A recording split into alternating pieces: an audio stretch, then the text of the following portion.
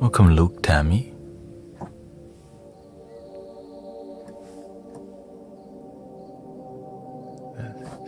Snuggle Buns here. Sister Erica. We got Sister Mira. Alyosha. Welcome, everybody.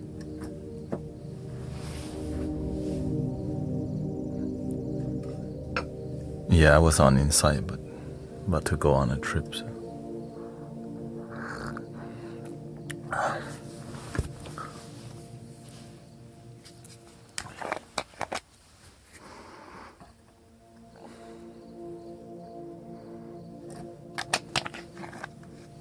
I don't like this one as much. This is the first.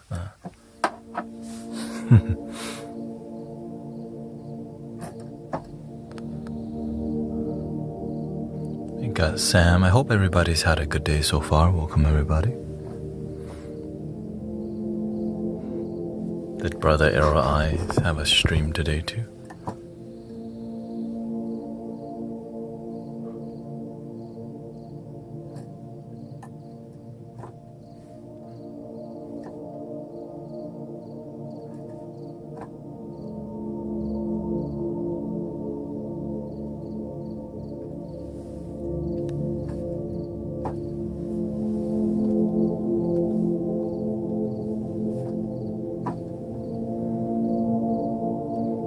Grace and Soul. Oh, shout out to Sister Grace and Soul Snow. Beautiful.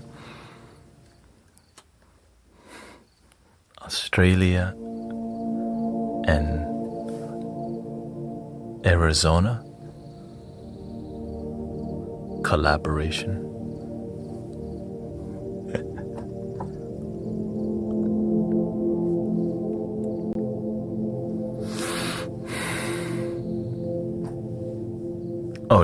Oh, they separately stream. Okay, I thought they collab.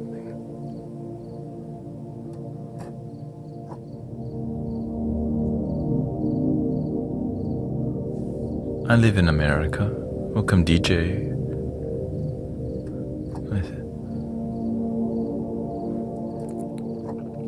I've been doing a lot more. I've been using card more. So I've been doing a lot more intense. Like I've been talking more than ever.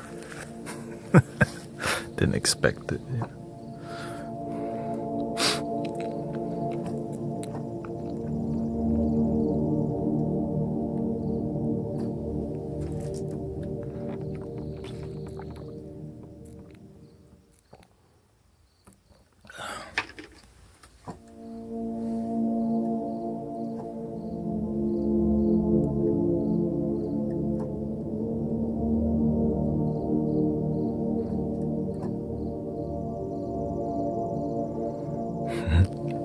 Welcome back, Oscar. I got Sister D, Sister Quinn. Unicorn is here. Sister Diane is here. Was somebody on? Was Brother Sister Grace was on, I heard, and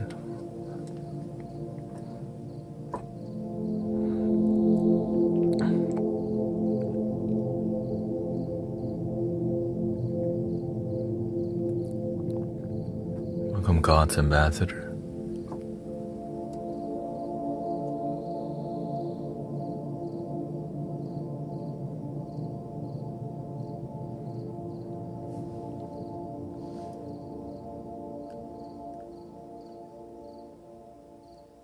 Good day to you. Good day, mate.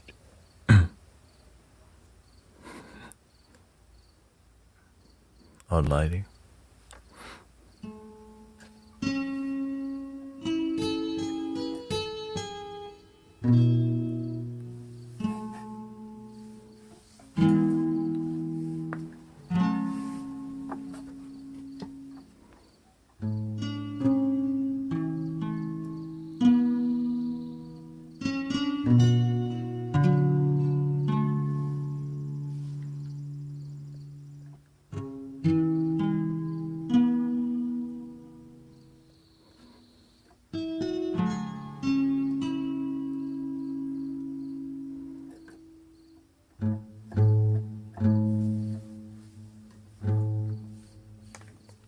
it's not plugged in. This one.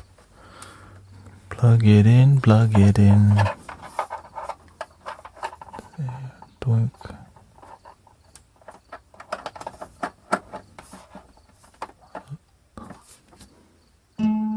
There we go.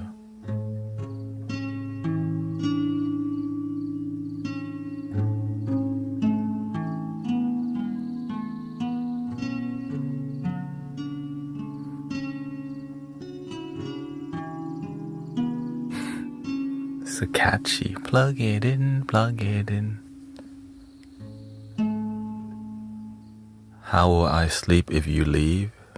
I mean, how you always sleep.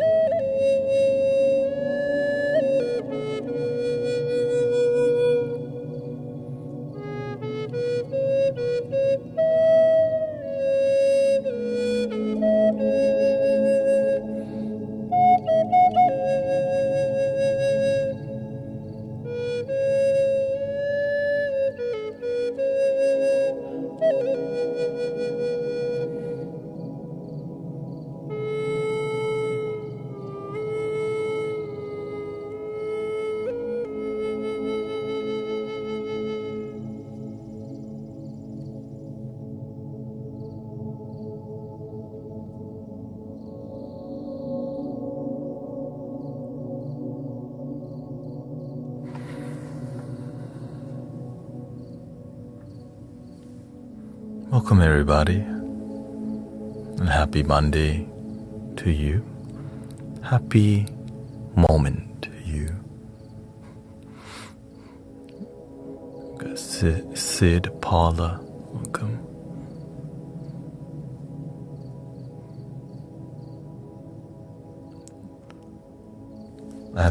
There's a fly in this room. I had to use all my secret technique to get the fly go out, you know. Thank you for your blessing, living in truth.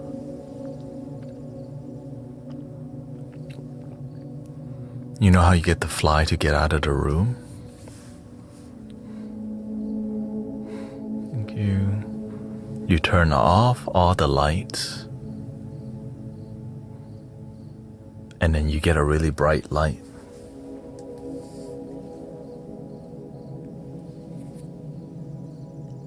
Usually something bigger than this. And then it follows the light. And then it just goes somewhere else.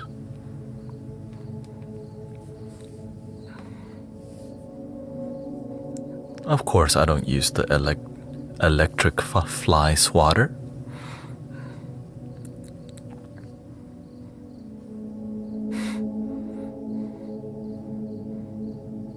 Only in emergency I might put something, you know.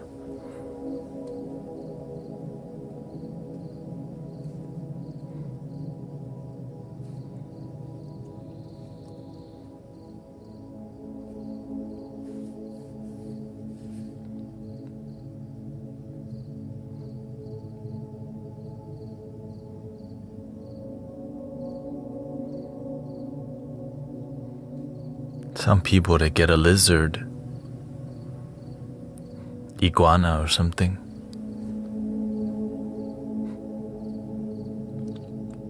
Doink. That's one way to deal with spiders and bugs. You get an iguana or a chameleon. Get the chameleon and point the chameleon at the bug. The chameleon, it does the tongue.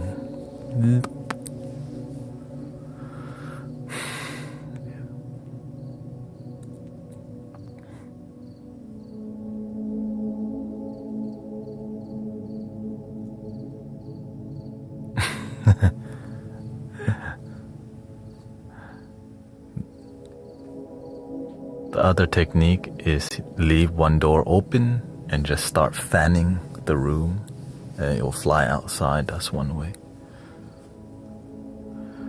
Sunday's experience was peaceful, beautiful. A lot of people were sad that I was going away for a couple months.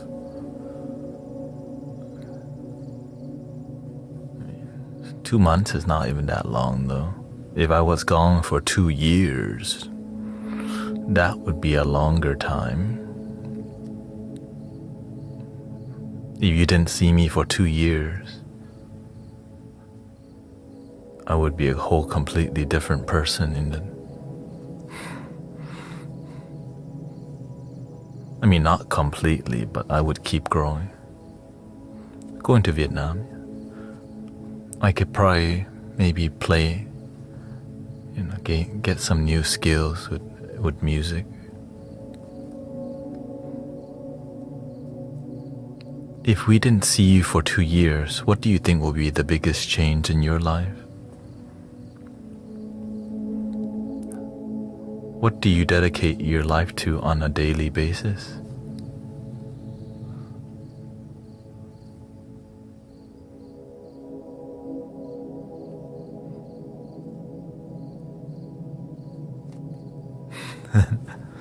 No, you use the light to lure the fly out of the room. Mosquito, the way you deal with mosquito, you just cover yourself. Yeah. Mosquitoes are a lot harder to deal with. They just smell your blood. Where can I stick you?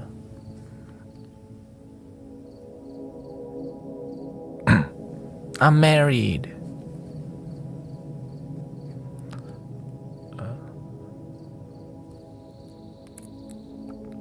Yeah.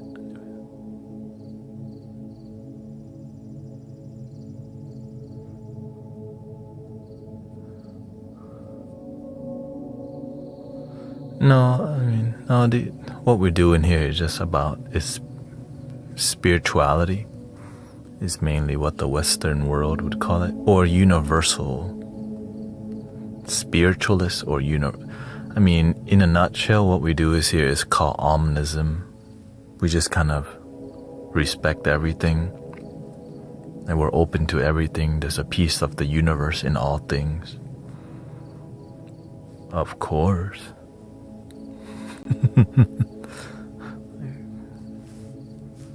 It's kind of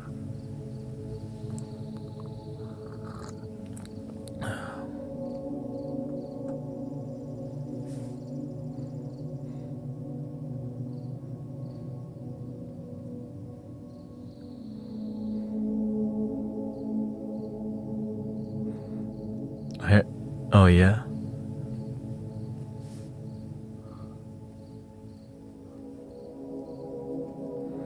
Yeah, that's one way.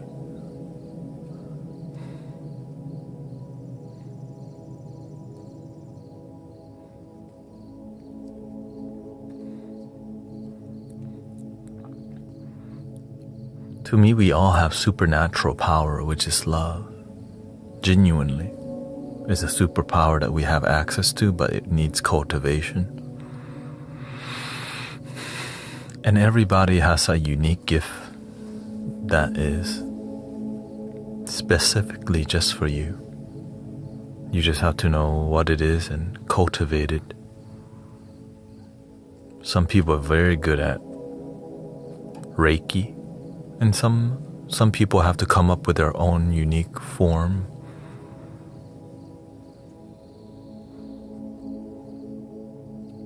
Some people are just great teachers. Some people are great listeners.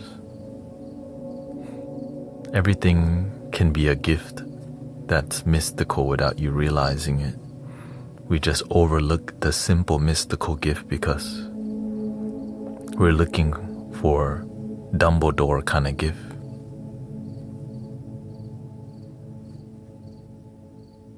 You know? We're looking for levitation. But another gift that's powerful is communication. Communication through nonverbal, right? Some people are gifted at nonverbal, so they don't even need to go into detail because they can really find a way to express or connect with people without. And some people are amazing communication using words.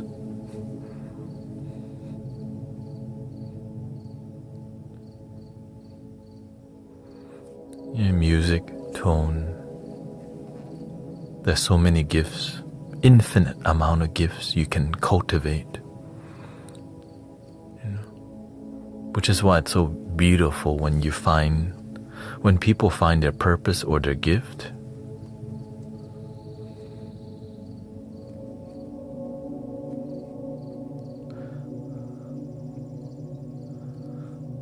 And imagine some form of silence. You talk about communication that big.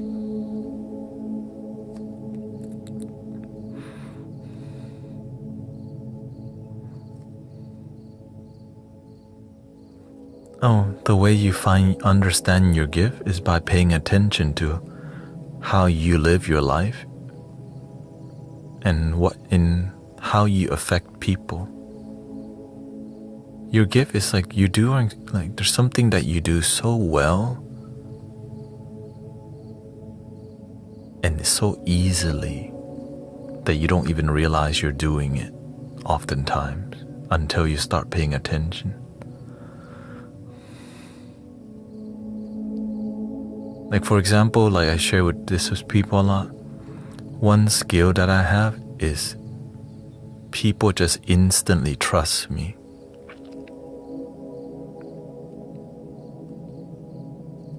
Quickly. Sometimes on the spot they just trust. I didn't know that was a gift. Like, why are you telling me your life story? Or it's like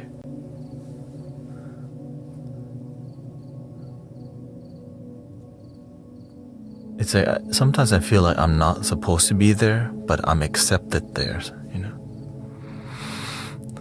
We all have some sort of thing. Some of you have certain sensitivity.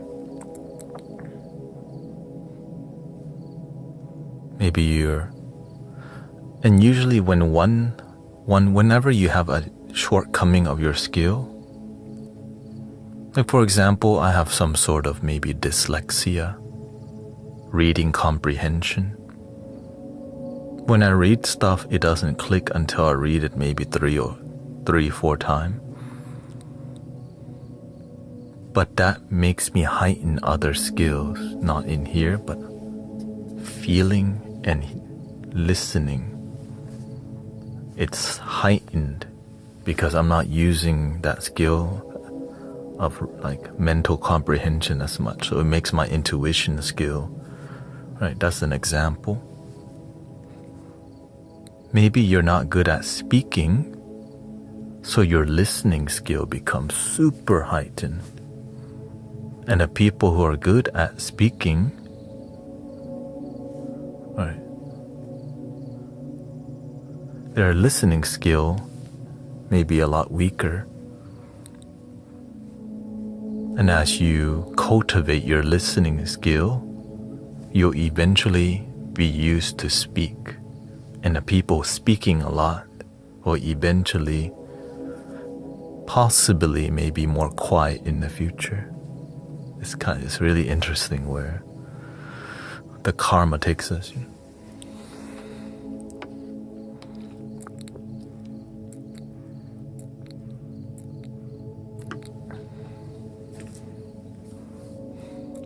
Hello.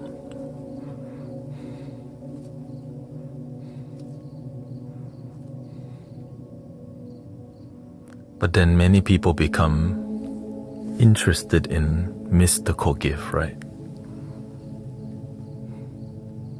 Seeing the future, or fortune telling, or telepathy, and astral projection, all these cool stuff that makes people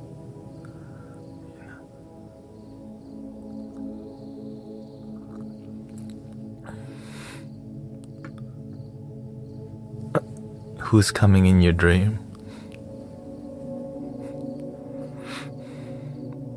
Me? That's not me, that's you just hang around here often. Your baby daddy?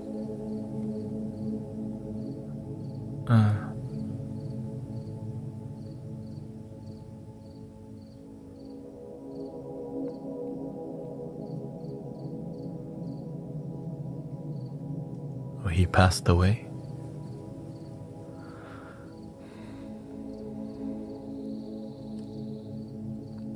A lot of times, sister, it's about forgiveness.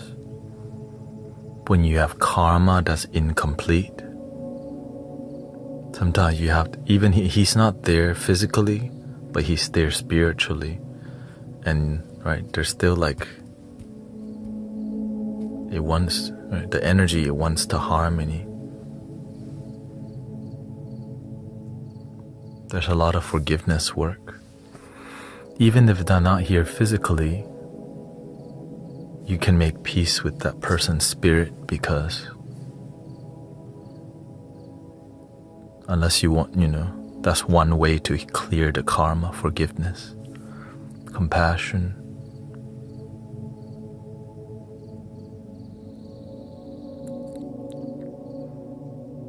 When you don't know better, ignorant people do ignorant things. But we shouldn't be mad at people forever. We should be, right? We should be more angry at ignorance rather than the person who doesn't know better. Unless we want to be pissed off forever. Damn, they just didn't awaken this lifetime. Ignorance got him. That doesn't mean we're gonna go hang out with abusive people, of course. I'm not here to chill, hang out with people who are traumatizing me or anything.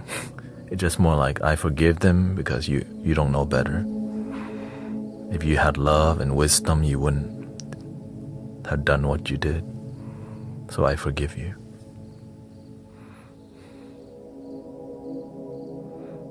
You know what I mean? And when you forgive, you cut the energy off. You don't forget.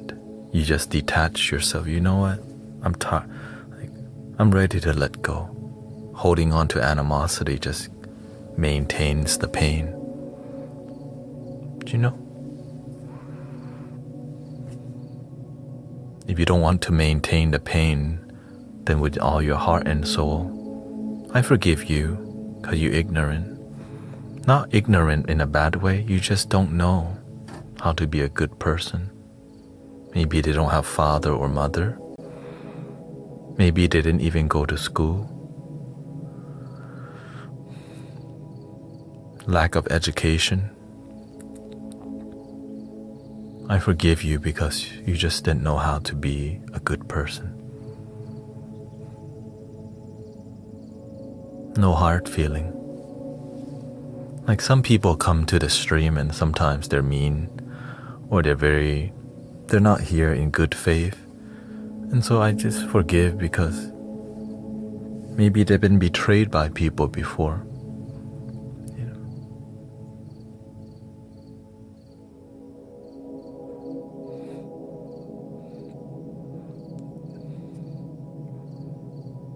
Do you engage with spiritual entities being from another spectrum? Consciously?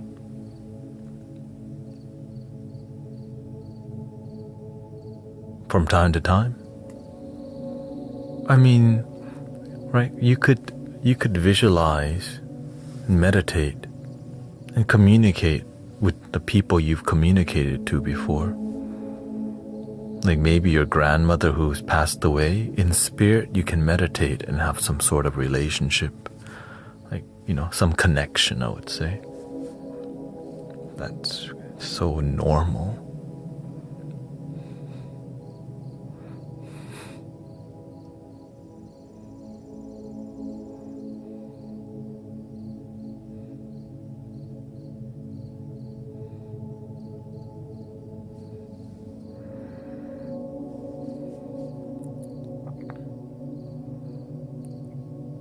It's not like I don't really try to communicate to like aliens or anything like that. But if it happens, then it happened. I'm more focused about communicating and listening and paying attention in the moment. Life unfolding, not being too distracted by different dimensional beings. And a lot of times we can get caught up in that kind of work when we partake in a little bit too much plant medicine too. That's the truth.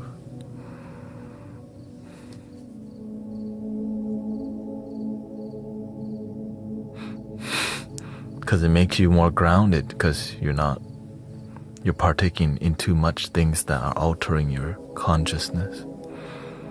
Naturally.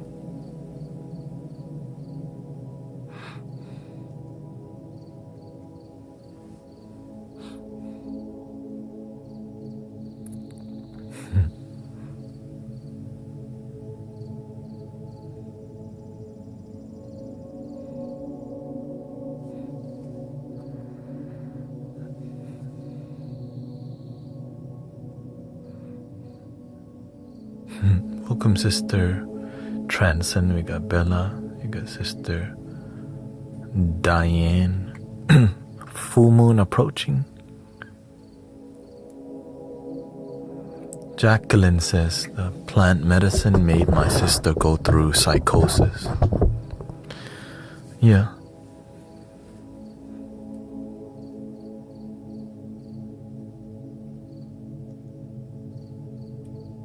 A lot of people don't heal. I know many people who abuse plant medicine and then heal.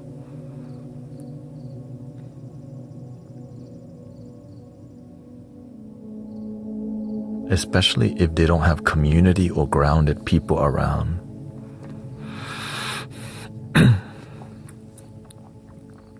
So many people abuse the dosage of plant medicine.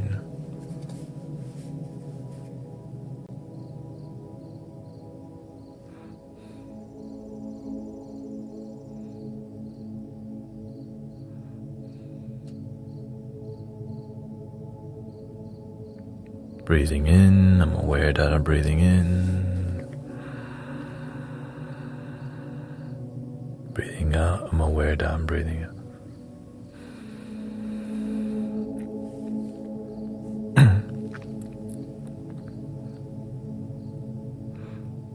Yeah, there's people who have definitely great results.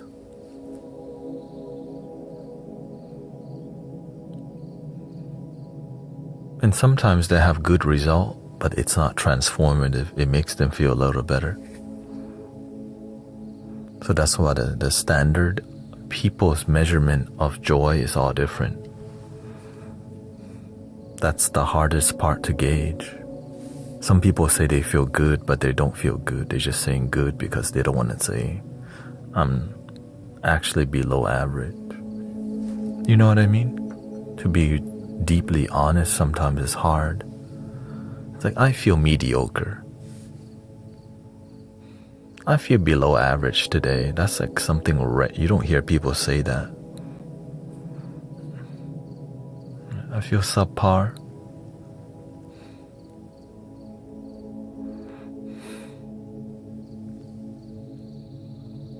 And so that's why it takes deep honesty to transform your life, because you can smile while being depressed.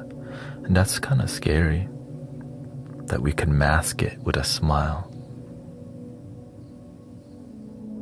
And that's why vulnerability and authenticity, I think it's such a treasure in community. It allows people to heal because they feel that they can share something deep with people. And that's what I love about being in here, is that we feel we can share. Well, the people who heal in here, or the people who heal in general, they become more vulnerable because they're around people they trust. The people who don't heal don't even trust themselves.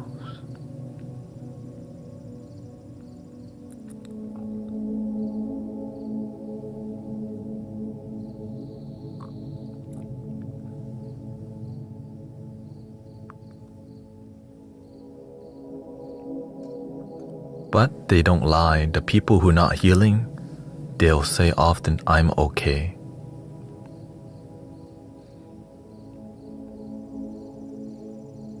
When somebody tells me they're okay, I pay attention to that heavily. Right? Because okay is one of the worst things that people use to disguise. I'm okay. What's going on? Right? Because people aren't saying, yeah, I'm feeling like crap today. Just super stressed. Hey, I'm doing okay. That's a cue for me to go deeper right away. Oh.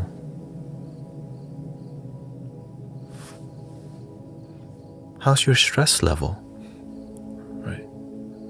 From helping people a lot. When they trust you, they'll say, I'm okay, and that's when our part to go a little bit. It's what good community does.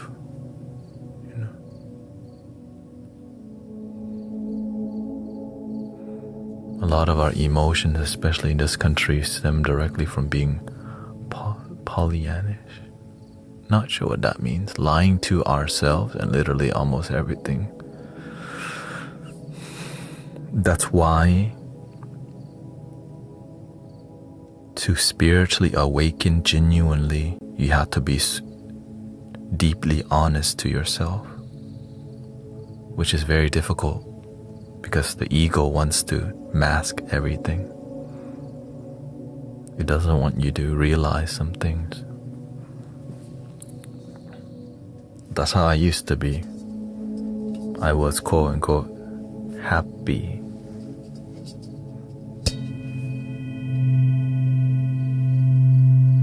But not fulfilled.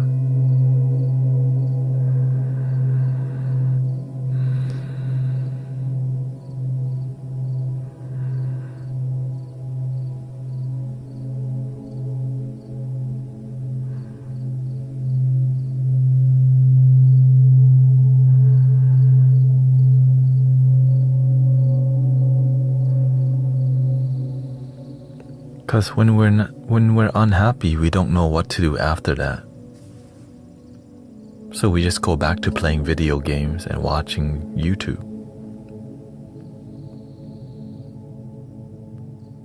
Which is so freaking sad. That's the reality, y'all. Many people are troubled, but then they don't know what to do, and so they just go back to consuming more entertainment. And then you could be in that loop for years.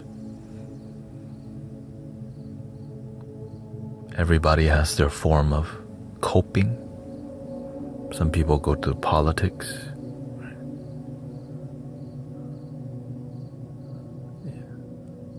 Some people, they escape through ideology. They just get into information. They drown in information. Some people get into religiosity. They drown themselves in theology, in even Buddhism and the knowledge, and it becomes performative and pretentious. And it's hard to break if you've been doing that for a long time and you do get attention. If you're somebody who is inauthentic, performative, pretentious, and you get attention from it,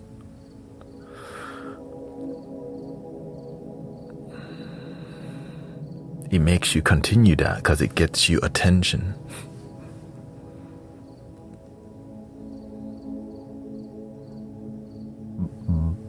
But it's short-lived attention because it's not sustainable, because it's not genuine. Yeah. When something's not genuine, it drains you because you're not really being yourself. When you're not authentic, which makes your brain glitch a lot. People, you glitch a lot because you're performative, so you can't really, so before you say something you have to think so much about it because it's a performative and pretentiousness. And if you keep that up for 20, 30, 40, 50 years, what happens to the mind when you have to do too much processing to express yourself?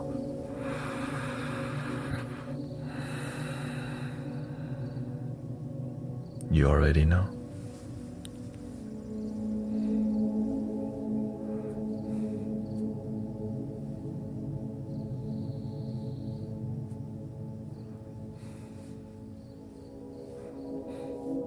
And it's hard to be around those people because it's like, can we just chill? You know, they don't know how to chill. When someone's not genuinely happy, they don't know how to just chill. Just sit around quietly. I love that in my friend circle, we can just be around each other quietly. It bugs me when somebody doesn't know that we can just be with each other without talking sometimes. I don't want to be telling people to like, hey, can you shut up? You know what I mean? But from time to time, I'm just trying to hear the birds. I'm trying to hear the crickets.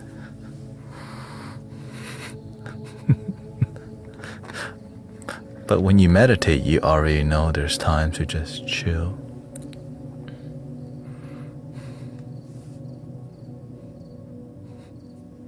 Sometimes you hear people's stomach.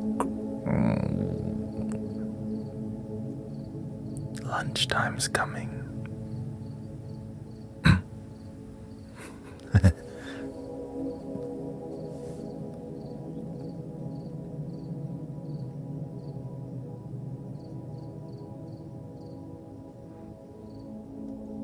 Breathing in, I'm aware that I'm breathing in.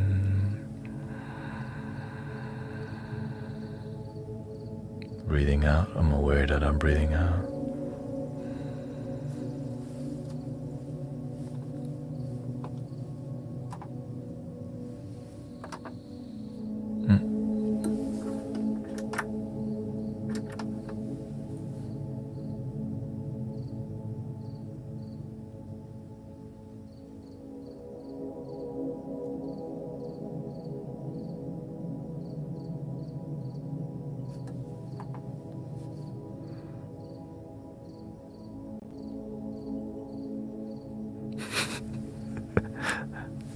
when I'm with these people, I'm always planning my exit in my head. I know what you mean, man. That's why I started Mystic Village, because I was like, why? I got tired of pretentious spiritual people who are just there for business. Where's the authenticity? I don't want to hear somebody telling me about decalcifying your effing pineal gland again. When I hear decalcifying pineal gland, I run away instantly. I'm like,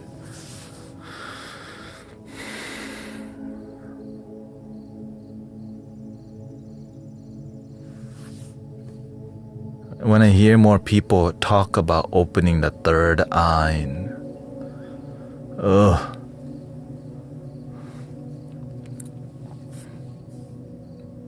and just enlightenment and fully awakened Kundalini is like,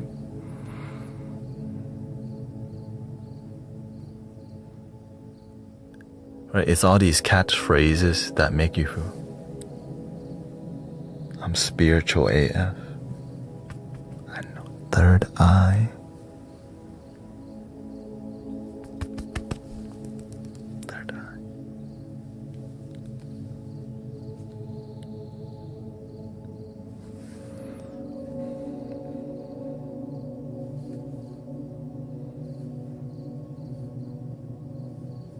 Bella's in the hospital. What's up with you, sister?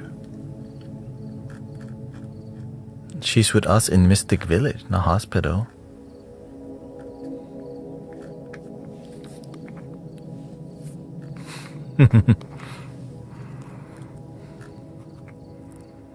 What happened to you?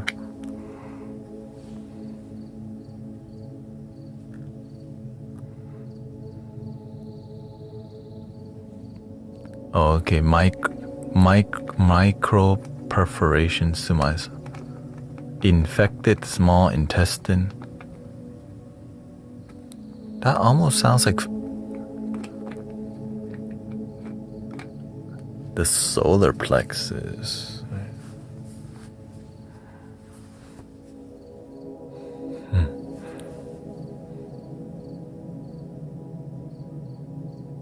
Diverticulitis. What is that?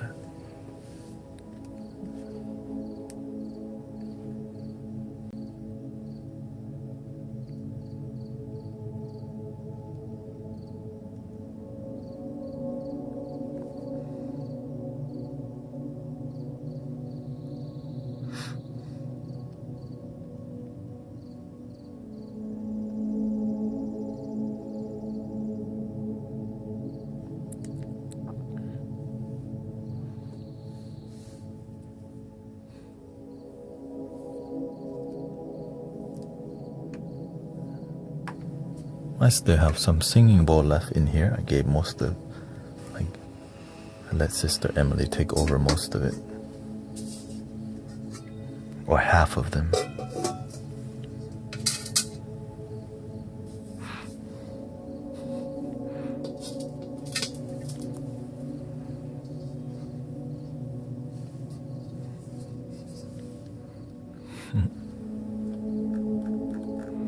Welcome, Jaden.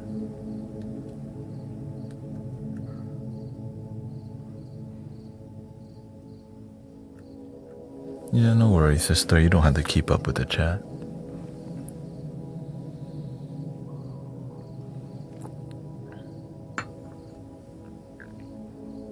Breathing in and out.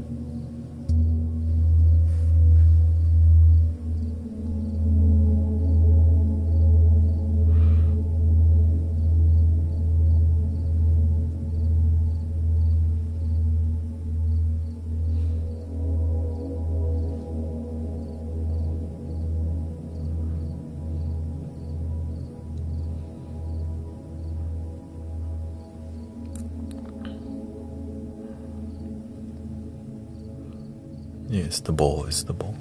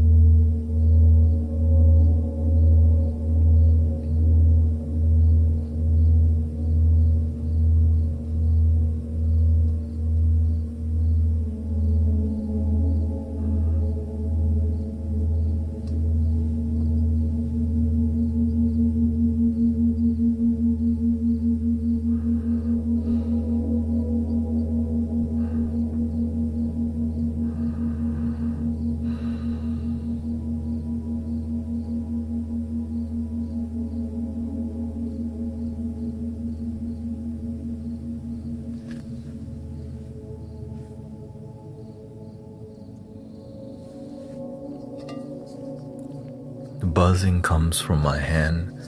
This bowl is so thin, it touches my skin and buzzes a little bit because the bass.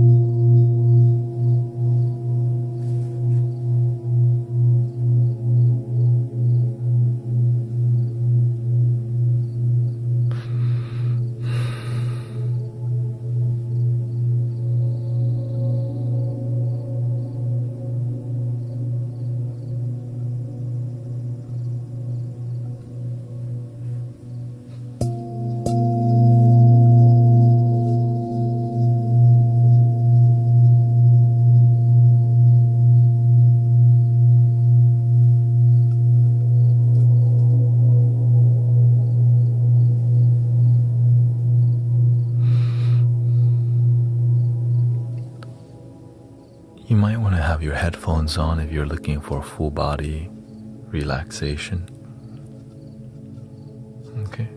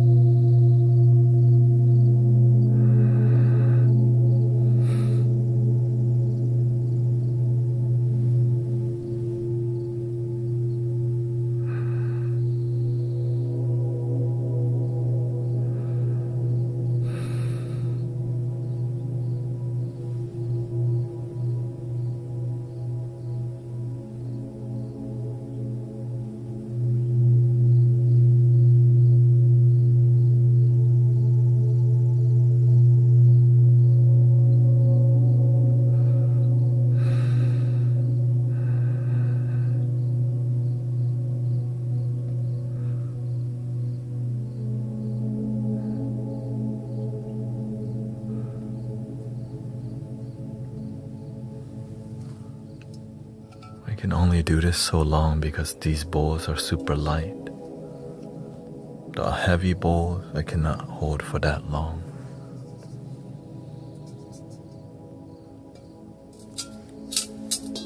Like this one, the heaviest one.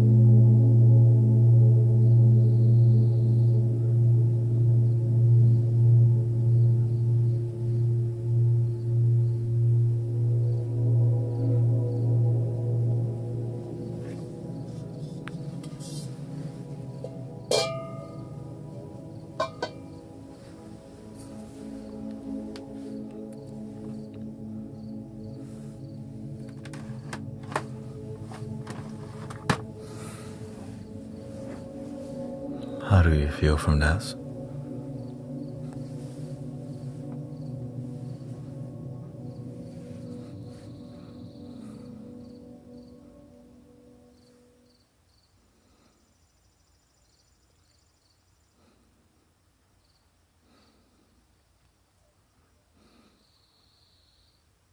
Don't worry, we play a flute for Sister Bella, okay? Solar plexus flute, okay? Bring the medicine.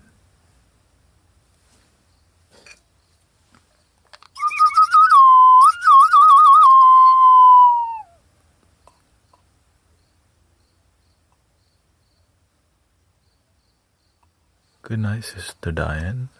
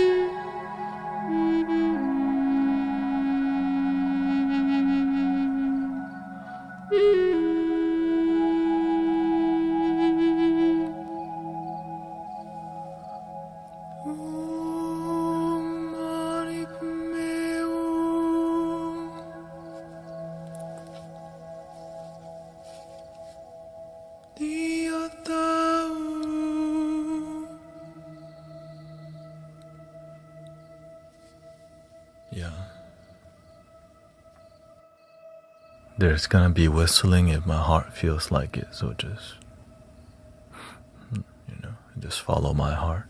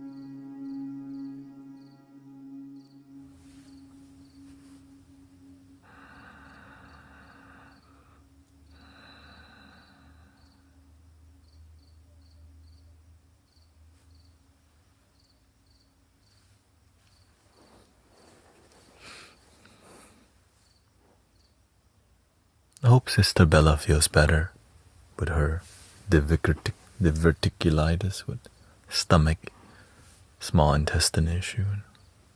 I hope you enjoy that sound healing journey.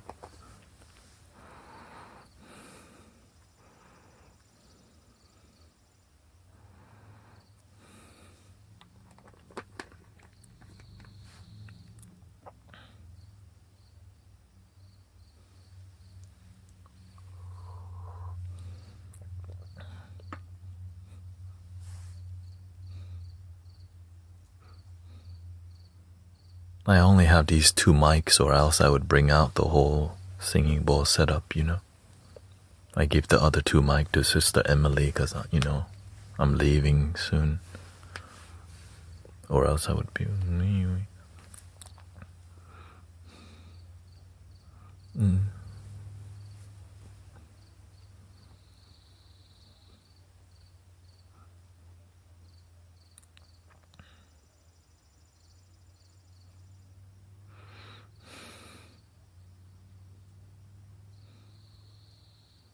She says, I'm gonna miss the live community so much. 2 months is a long time.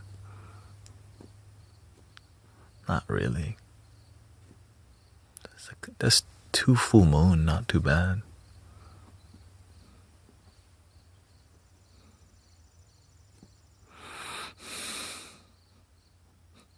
I guess it would be 3 since we're coming up to the next one in about 5 days. The blue moon coming to an end, but you can feel it. Yeah, I'll be in Vietnam for 2 months. So. Thursday will be my last day streaming until August. But I plan to put out shorts.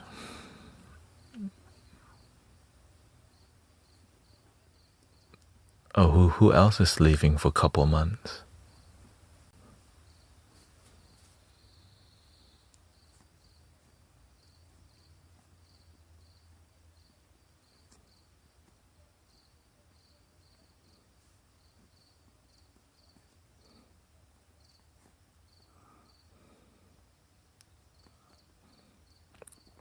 Thank you, Mace. Thank you so much.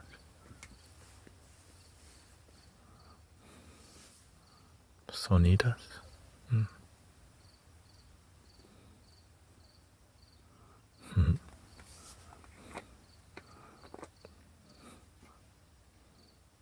Yeah, there's lots of sound healers to choose from. Just more which one you... That's a long list of choices, And there's a lot more for sure. There's a lot of cool Reiki streams that I see too, yeah. You know what? I think I've seen Sonitas. Yeah, that's very familiar.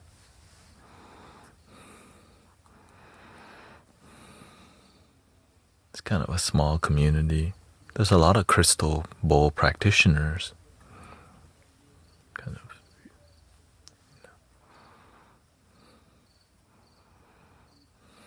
Yeah, I think I've seen her. Lots of options, right? It's beautiful. We have access to many options. It's an Sonitas, another sound healer. Yeah.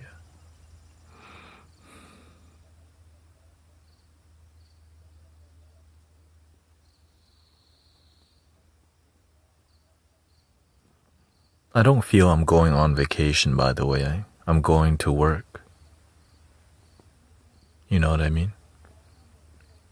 I'm going for more of a pilgrimage and more of a wisdom study. Because I don't really believe in vacations.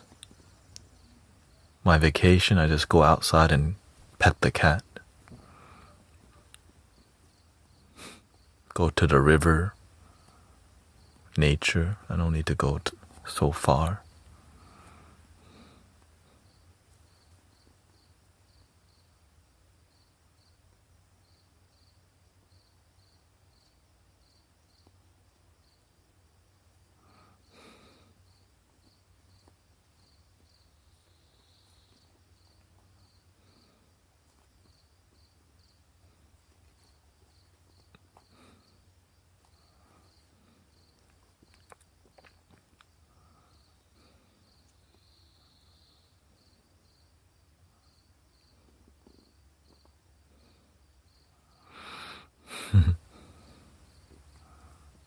I just want to make sure my wife is good because her family is giving her a hard time already. And we're not even in Vietnam yet. That's all. That's my priority at this point. Make sure she's good, be supportive, and chill.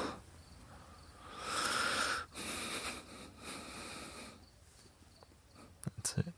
That's my plan. Take photos, do some videos. Because she's going to enjoy the photos and videos too.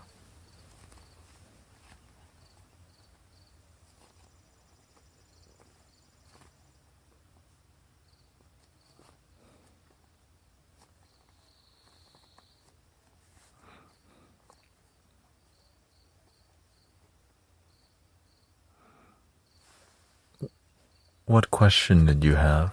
Let's see here. Should we switch over to more discussion? My keyboard's out of sync. Might have to restart this.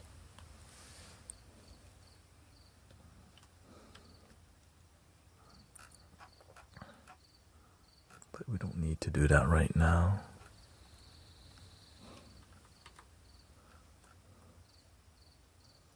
Native instrument integration. Hello, Jason. Integration. Restart. There we go.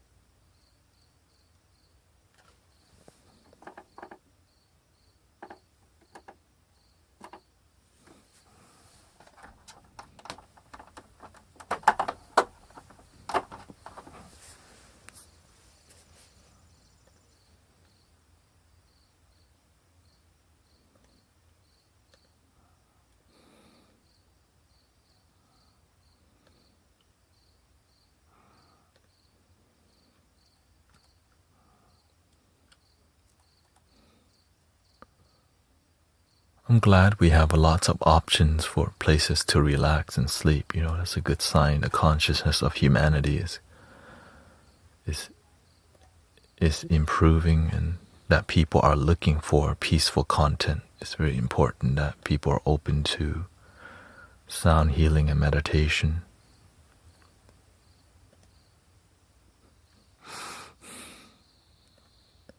Reiki. Many people are interested in this right here.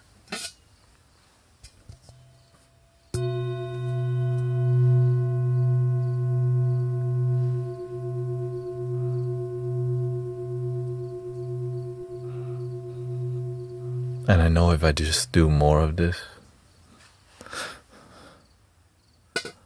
before I used to do it so much, but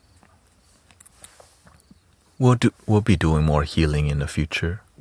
More intense vibrational healing for healing and sleep.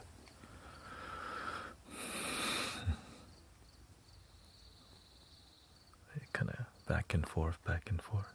Wisdom music, wisdom music.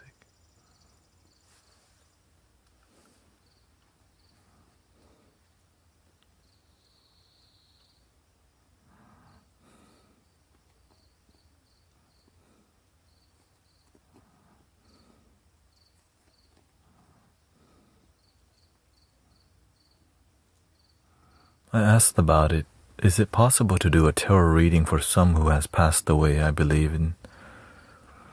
The thing is, if you believe that tarot can help you connect with your past loved ones, then it becomes true. But some people don't believe in it, so it's not true for them.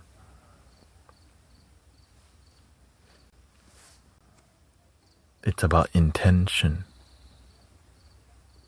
Some people believe in Jesus because they hold that intention. Some people don't because they don't hold that intention.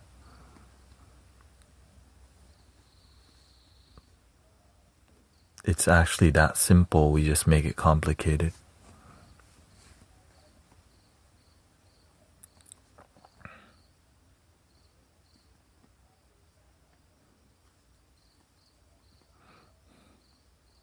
Like imagine some people,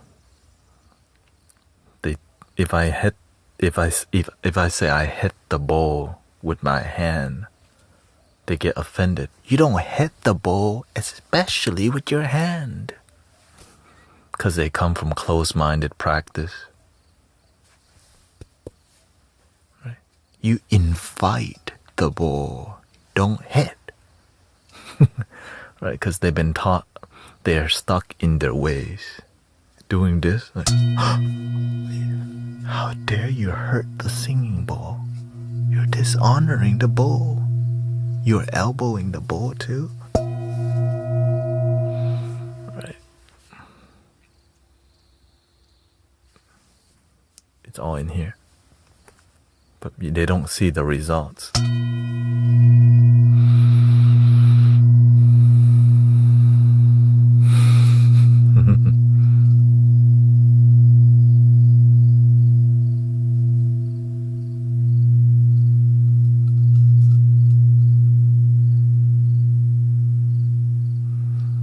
It's not like we're trying to piss people off. You know what I mean? It's just everyone comes from different culture, different teaching. We just look at the result. Are people mostly happy? That's it. The end. When you're the leader, right? I'm the leader in this space. I do whatever I want. If they don't like it, they can go somewhere else. But don't let people stop you from. I remembered I put Evie in a big singing bowl, and I hit the bowl. Somebody online was like, "Oh my gosh, that's so disrespectful." Yeah. No worries, sister. And so I have to, sometimes it's because whenever you're in the middle of something, and I'm also trying to be accommodating to everybody and not make anyone mad or anything. So it's like I have to be clear how I operate. That's why I explain myself a lot, because I care. I care about the community. You know what I mean? If I didn't care at all, I wouldn't explain myself a lot. And I explain myself because it's compassion, not because I have to. It's just who I am.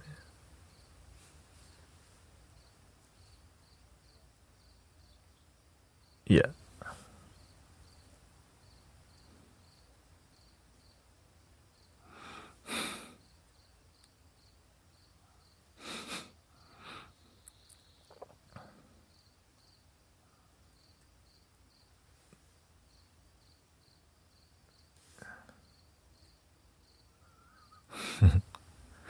It's art, sister. It's just music.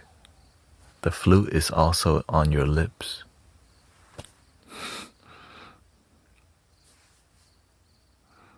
That just, if it makes sound, we're gonna make music with it. That's why you see me switch.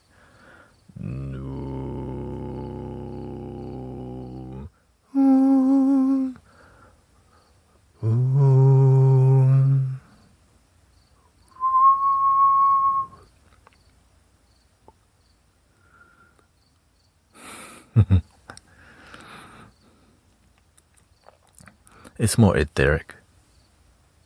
And also the main part is that the whistling goes very well with the microcosm.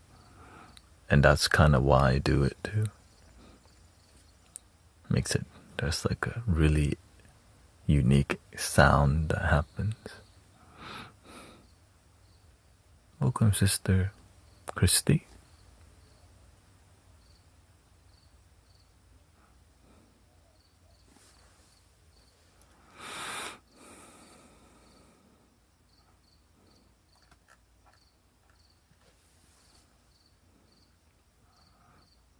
Yeah, the flute is an extension.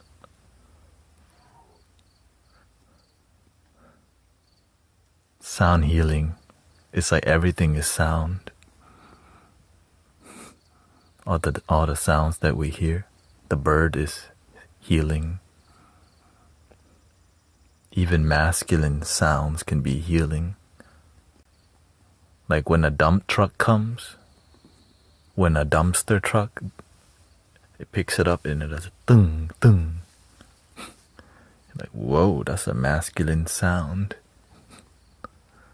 You know? There's always this one guy at like 4 a.m. He's got the loudest motorcycle.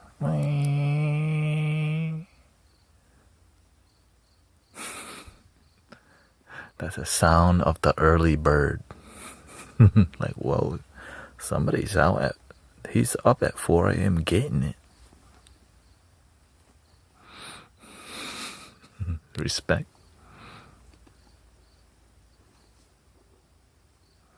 Everything can be healing when you see it that way. Initially I didn't see it that way for sure.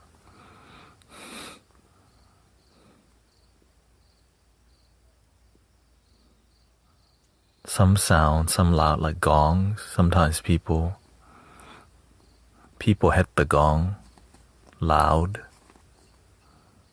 It seems negative.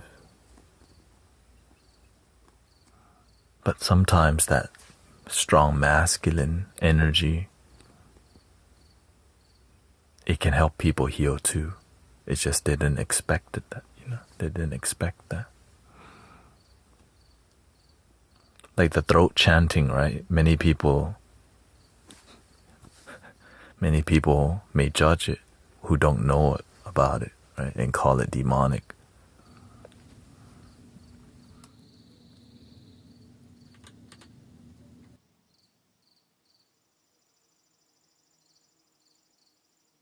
Umani me, umani yada begandi ma begandi raja jamu.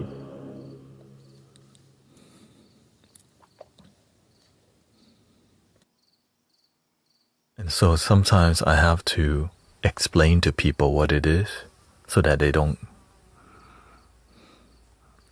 they kind of are prepared, because it's not really Western, right? The throat chanting. Like, what is he summoning? People joke around.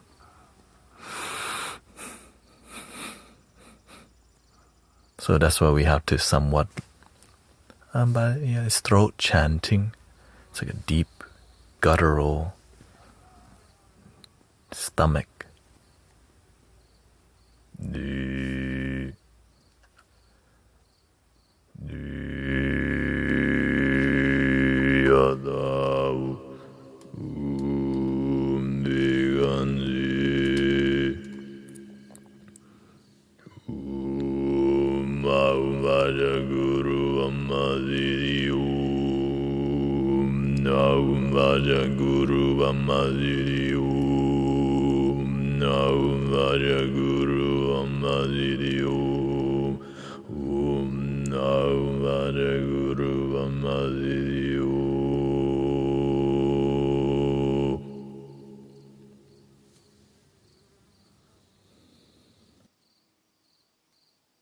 Yes, some sound definitely is not healing. Like yelling at people negatively. But sometimes people can find release in yelling, which is a more Western practice. They call rage release healing. Right. I don't really practice that, but I've seen it. You know what I'm talking about? Like, I understand the concept, but the experience, it's one way to channel some energy for sure. Hope your son feels better, Sister Cece.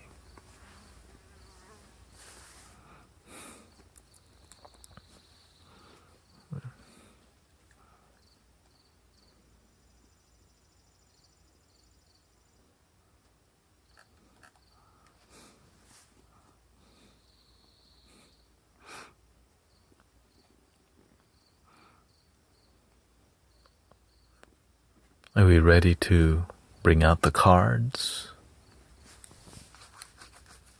Are we ready to get surgical?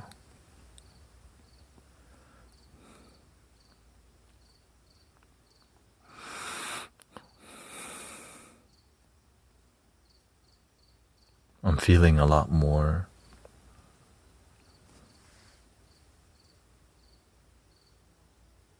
been feeling a lot more. The card's changing me. Like when I use it, it changes. I don't know. You know, like something's shifting. It's a lot more energy flow. Yeah, the fly didn't leave apparently. We had a mosquito the other day. A new fly friend here. Coming to meditate with us. Trying to throat chanting.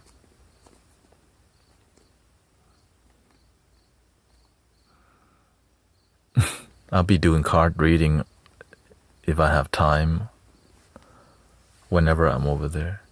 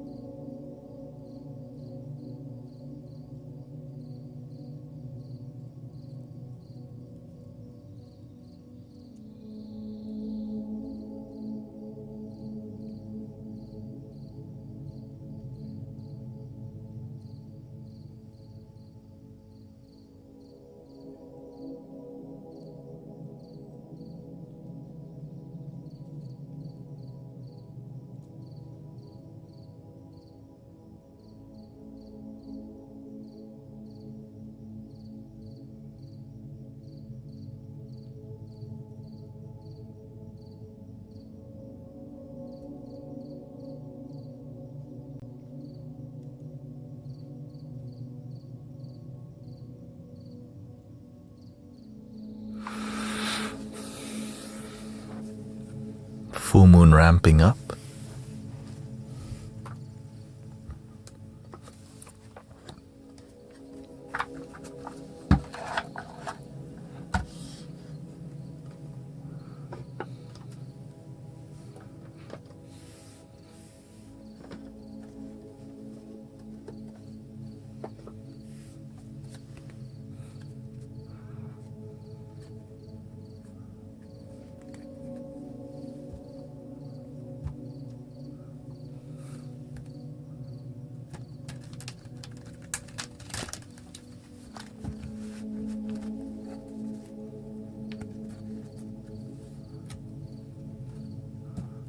Dreams of Gaia is this one.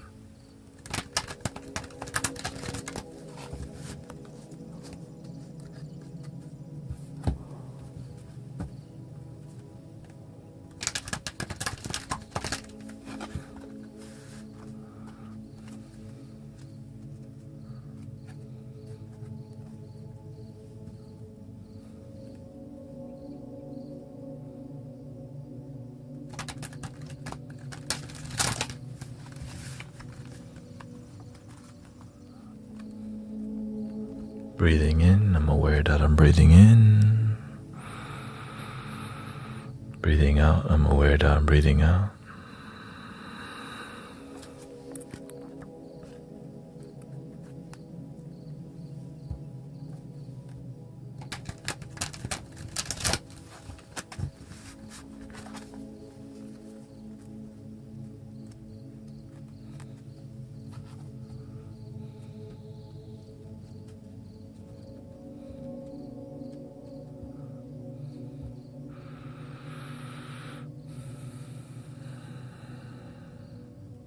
Always remember that one, brothers, sisters. Keep it grounded.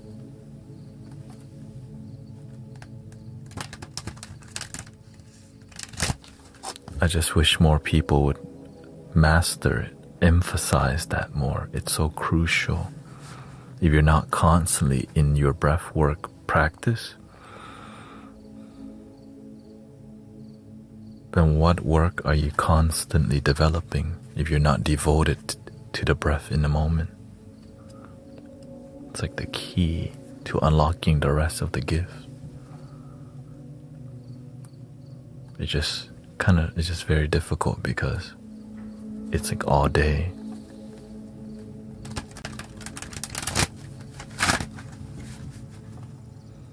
And when you do it, when you unlock it, you'll get it. It's just so hard to convince people to be dedicated to it because it's something that's so annoying because it's 24/7. But here's the truth: when you dedicate yourself to it, you become a whole different person, completely different.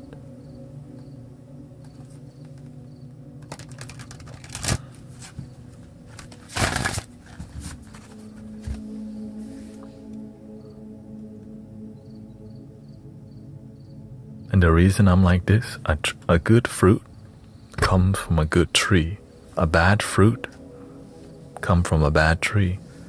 And a mediocre fruit comes from mediocre tree.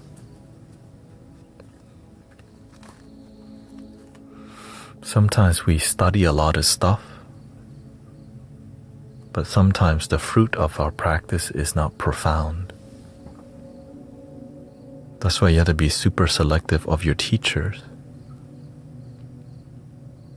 When you pick a bad student will pick a bad teacher, leading to bad fruit, bad result.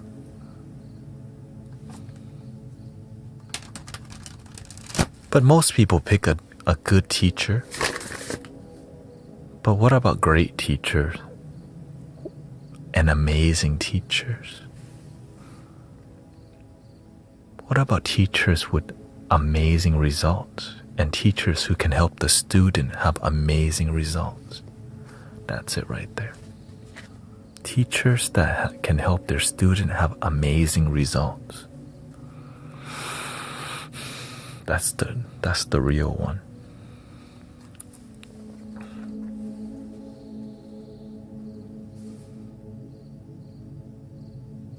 Me, no, that's God. That's the Buddha. The one that don't have amazing result, oftentimes you get diploma or paper at the end, and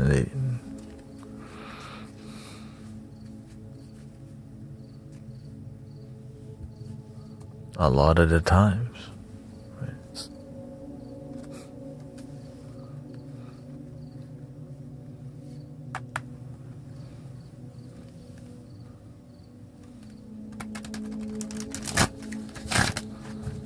Because my teachers were like that.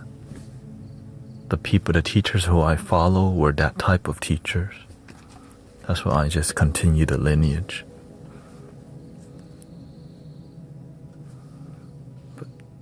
But sometimes I cross paths with people who have other teachers too. But I'm like, what tree do you come from?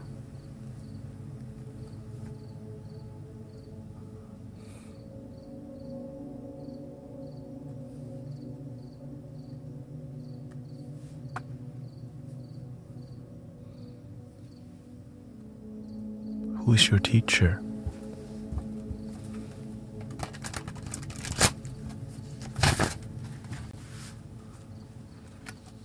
And you already know.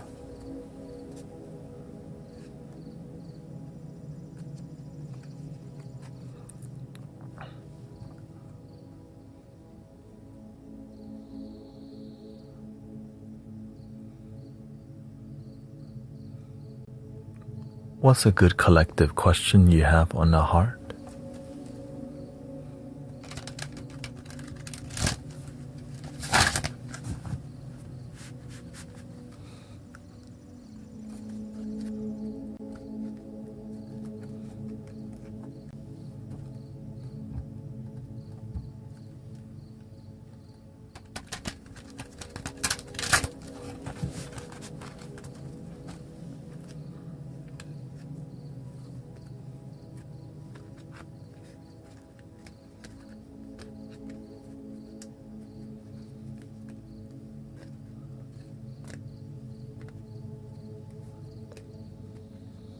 This week, many people's learning I am enough. That lesson keeps showing up again and again. I am enough. I am enough. It keeps showing up, universe. We've been paying attention. A lot of the lesson this week, people lead to, they don't realize that they're operating from not enoughness. They need somebody to validate them, to love them, to be enough. They're not enough independently. Why is this lesson coming up so much this week?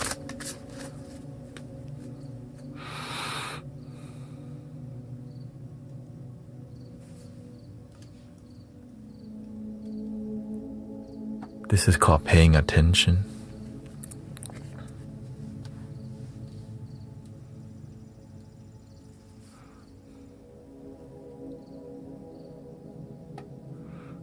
I've been learning to lean on. I've been learning to not lean on others' validation. It's like a very common thing that human beings do. It's like a mother's love's needed. Right? A baby needs a mother and father. You know? But eventually, that baby has to learn to be complete, whole human being, independent. But codependency is not bad as long as you start with interconnection first.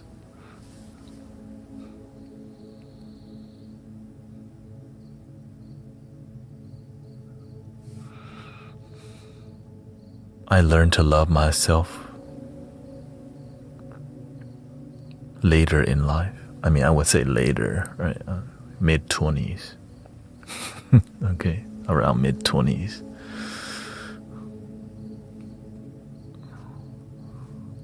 Because I was just tired of being sad from loneliness. Like, all right, what are my other options? I am enough. What's my other option? I am enough.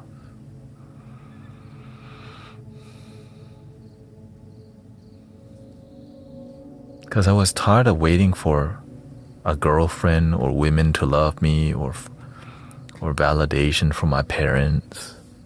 I was like, there's gotta be. I'm tired of being miserable all the effing time.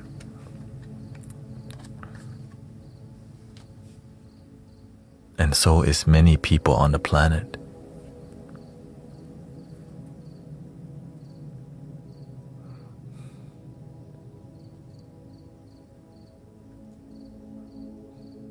A lot of people lonely as hell because they want a boyfriend and girlfriend.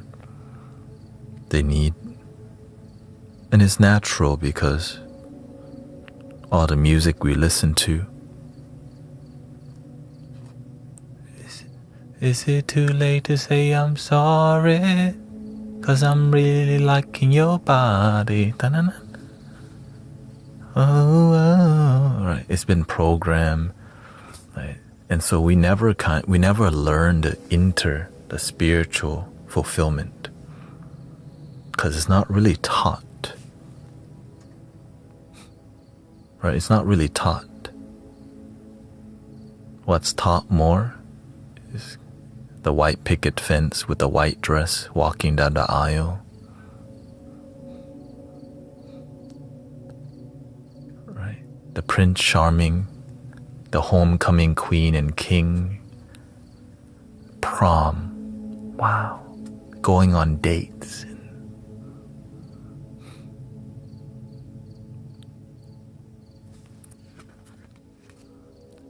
And so it's like, it makes us think if we're alone, there's something wrong with us.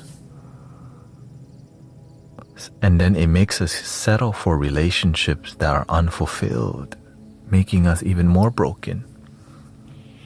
Because we just don't want to be alone, so we settle for for unfulfilled companionship that doesn't last.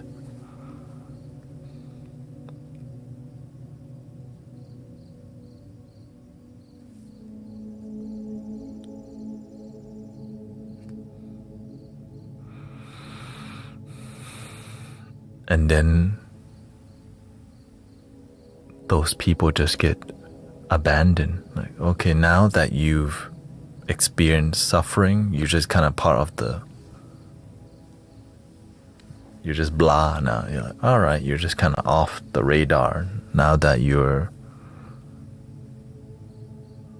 there's no narrative for you anymore. So you just kind of become you feel like a misfit or the leftovers of humanity. Whenever your life doesn't work out, you're like, well, what? It feels a little hopeless.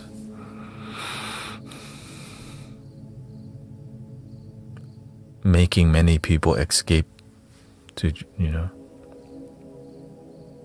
find their escape, staying entertained or not talking about it at all and just still holding on to sadness. And then they were randomly watching TikTok one day and they saw some dude with a mango throwing the mango. What the freak? He's throwing a mango. But it's chill. They see people being vulnerable in community. Wow, they're really opening up. Hello, thank you. Welcome.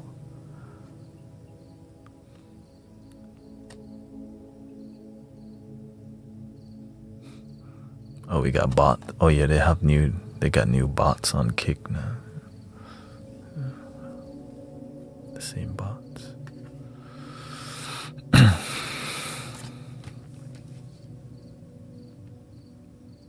I am enough.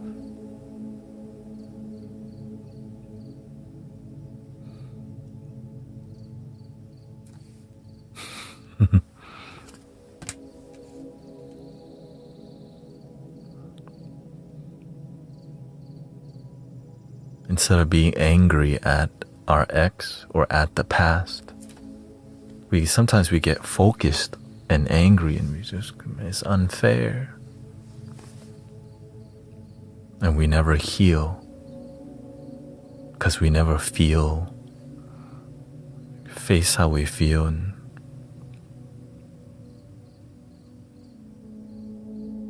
the alcohol is stronger, the smoke is stronger, the content is stronger. And so to find healing is almost like a miracle if you actually make it through.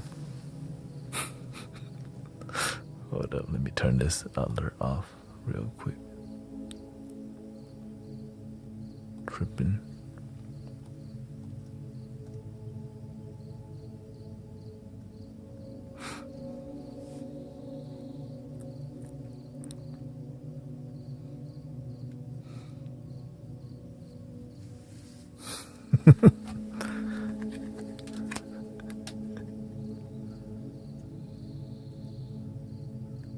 Yeah, Thursday is my last day to stream until August. But to forgive to heal is very difficult. It requires so much vulnerability, so much integrity. Thank you, 100K. And so much accountability. Who has time for that?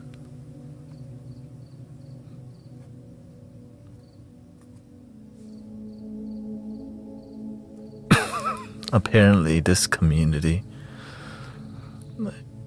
and a lot of times it's and money, right, to even have access to constant healing. Many people just think they don't even have money for it, to get therapy or to get support, to find a group.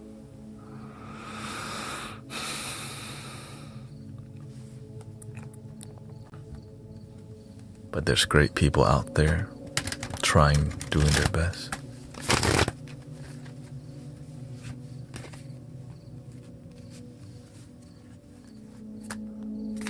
I'll be in Vietnam doing a tea ceremony with my wife, a traditional Vietnamese wedding basically. And / vacation. I don't see it as vacation.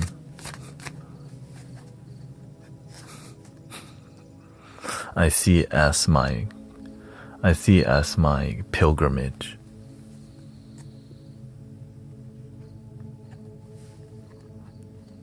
Yeah. To see my wife's birth country and stories. I do plan just be supportive, listen. I look forward for her to tell me the stories, her stories of what, you know what I mean? I think that's what I'm looking forward to, is my wife telling me stories about her growing up in this area or right here and what happened there, and her auntie. It's like this, she went to this school, she's been here before with who. That's interesting to me. Like that's so private, you know what I mean? It's so intimate, and I'm into that. That's, to me, that's a treasure. Like, that's priceless treasure. Like the emotion here, and why she wants to show this to me.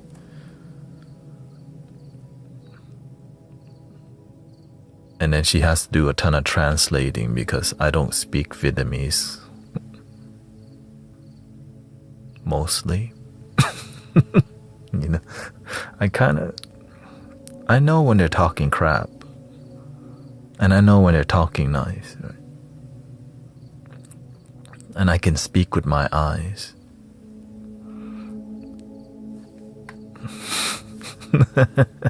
Because in Houston, there's a ton of Vietnamese. And they don't know if I speak Vietnamese or not, because I kind of look Asian. And I could pass for Vietnamese-ish. Like, you're from like the south. The south side, yeah. He's from the south. Kind of dark skin. He's more the far south.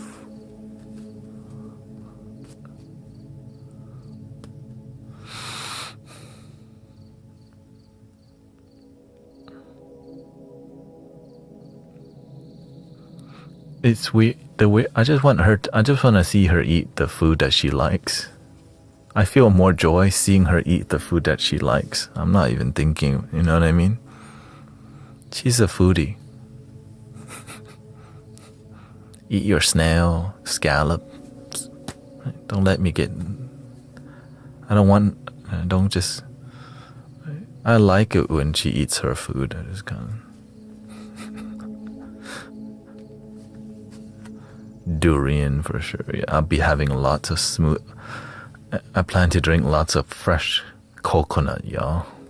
From the shell. Everywhere I'm thinking I'm gonna eat a coconut every freaking day.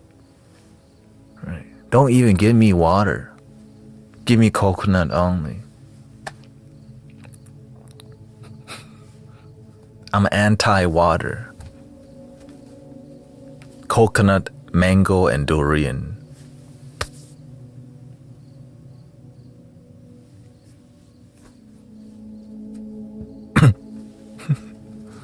Wait, what?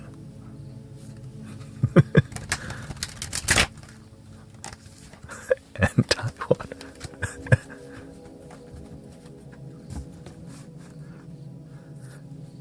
Durian is not banned, but it is in some hotels and airports. because it's a very strong smell that it's not stinky. It's just such a strong smell that's hard to get rid of. If you open a durian in a hotel lobby, you'll get yelled at. Yeah. Really, because that smell will be there for the whole day. You just open one. They call it the king of fruit. No, it's not like curry. It's like there's no way to describe it.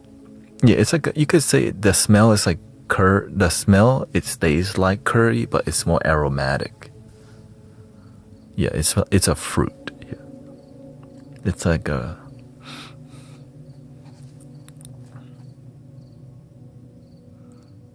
it's like if you mix an avocado and a pistachio together,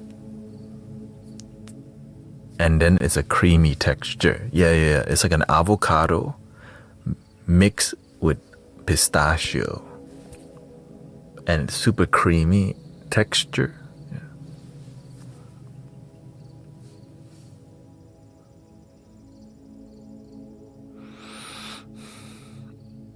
Is it pungent? It's not sour. It's not like.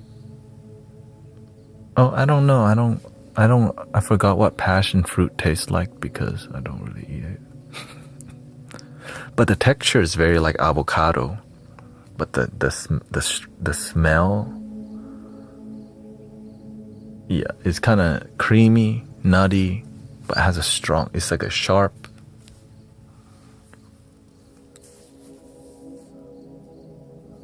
And if one falls on your head, call 911. For real, because it's like grown so high up there. They cut it and they have to toss it down, and you catch it with a rice sack. And it's spiky, y'all. So you death by durian. That's his name. Yeah, it's spiky. And there's different sizes.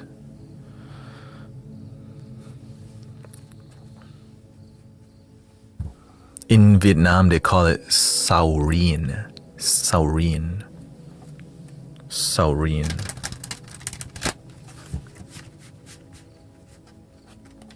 It's a Southeast Asian fruit they call the king of fruits. And it gives you a lot of gas. It's very masculine. You'll be like passing gas. Right?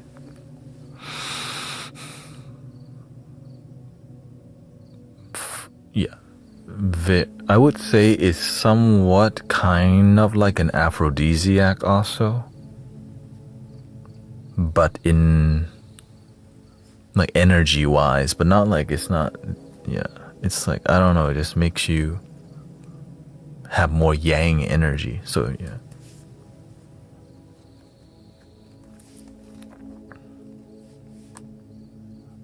So if you're somebody with a lot of yin energy, like when I can't eat too much of it because then I can't sleep,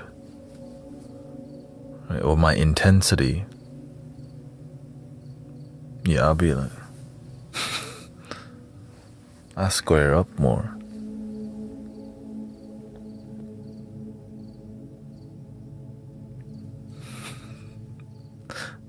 You know, it's like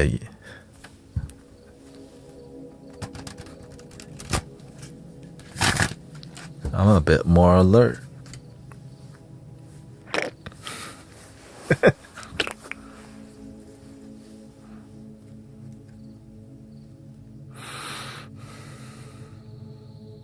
Does anybody have a question that they need? Like, has anybody been waiting for a question, by the way?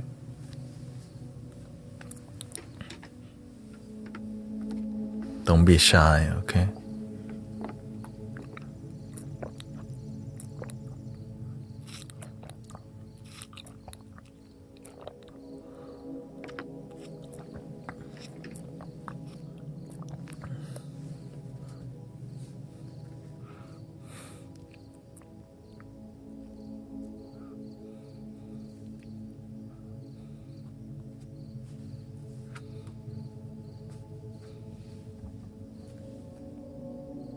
Those love your damn self card. Oh, for sure. Absolutely. Oh, yeah. Do you believe in numerology? I mean, yeah. I believe in it, but I don't practice it.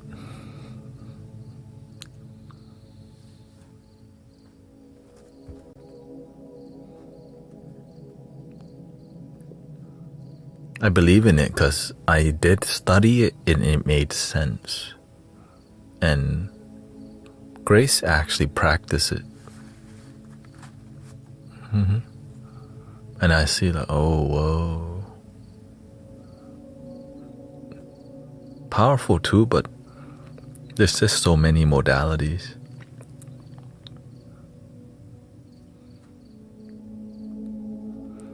What should Grant is asking, what challenge should I expect God? Expect good and bad? Huh.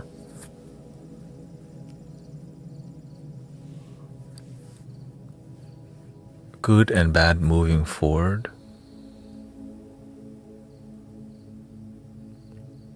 Can you ask a deeper question about good and bad in your life? Can you expand on that a bit? Hello, welcome Dog Swarm.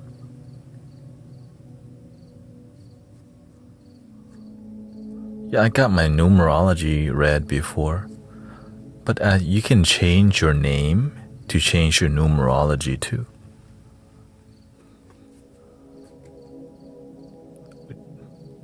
Interesting, right? Like instead of Thanet, my name, like since I would go by Guru Thanet, which changes my numerology chart. Right. I used to go by Cosmic.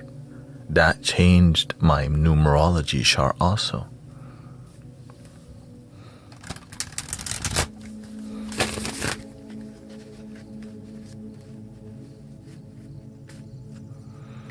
I do have some stuff to get done, says Alyosha. Don't know if I can do it.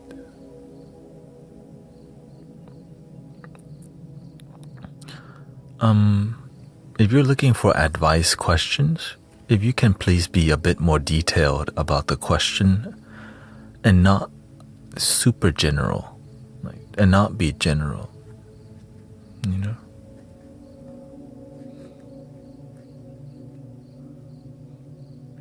Because it, you know, to change your life, it requires you doing a little bit of the work.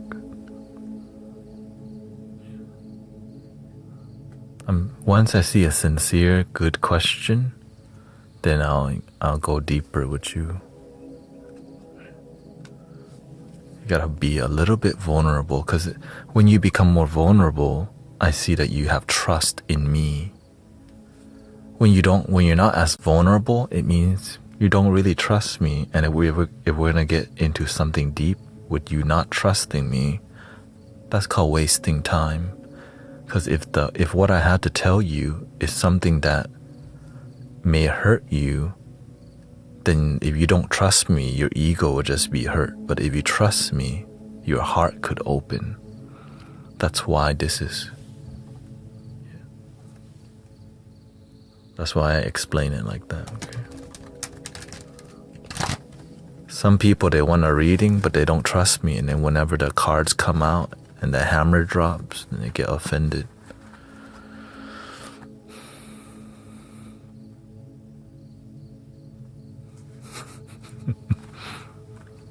Two.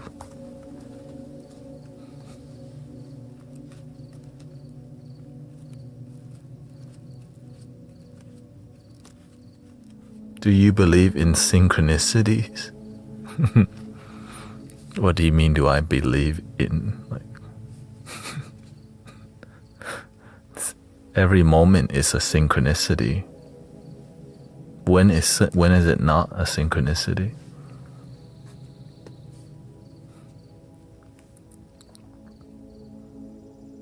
Imagine the whole universe is in sync. Everything's happening all at once, flowing. We see synchronicity, it is 1, 2, 3. But 1, 2, 4 doesn't count.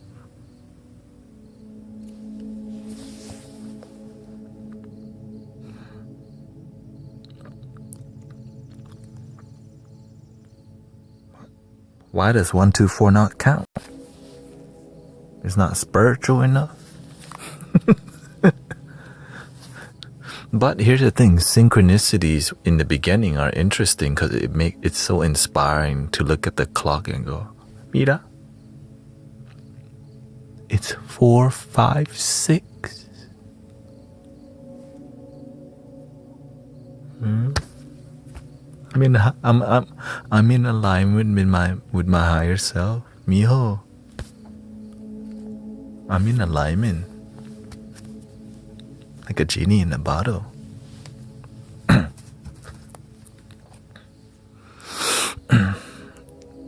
In the beginning, we were inspired by that because it's fun, right? When you see 1, 2, 3, 4, like that's so inspiring when you're, because it's like it makes us pay attention a little bit more to the moment. But when it's 1, 2, 3, 5, like 12:35, not as special. But as you become mature, every moment feels amazing. No, I'm just taking a 2-month break, not forever. I'm not just gonna dump y'all.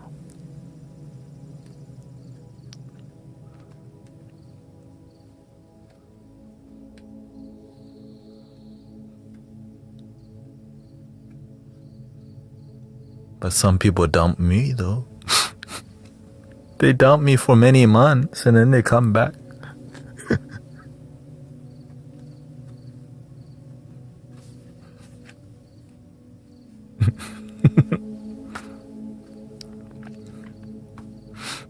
Like, oh, hello, welcome, I hope you're doing well. And some of them are doing well, and that's what makes me happy.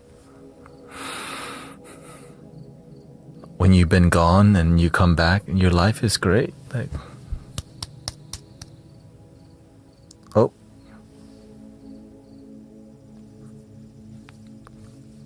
I'm doing some recording right now, so it's a little glitchy.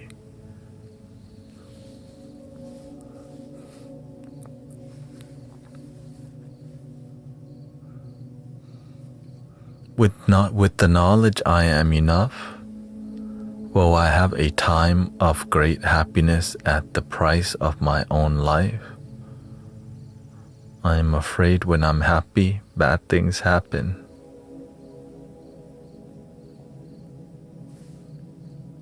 That's a real question. Or will I be strong enough to just be happy? Is life only positive? Hell no.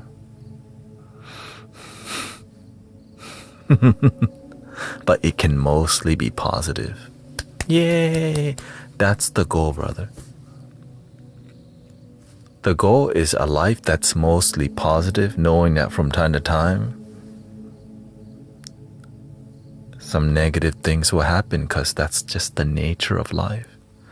But it's not negative, it's just things happen and it can be seen as negative, but oftentimes the negative stuff makes us way more stronger than the positive stuff. So is there really negative things?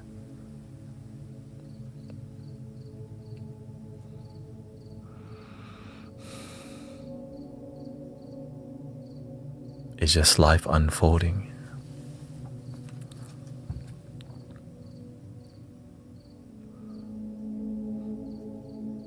He says, no, but I feel I have to be negative to get positive though.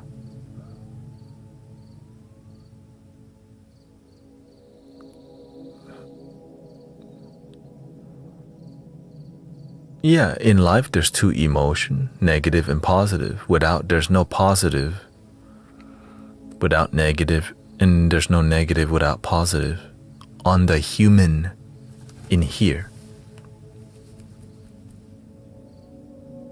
When you learn to meditate, You learn to live beyond the mind, which is called the moment in the heart. You're asking all these questions, very good questions, and they're coming from here. But imagine there's another place called the moment that doesn't need questioning, but it just needs awareness and just being here without thinking so damn hard. Which, what do you mean?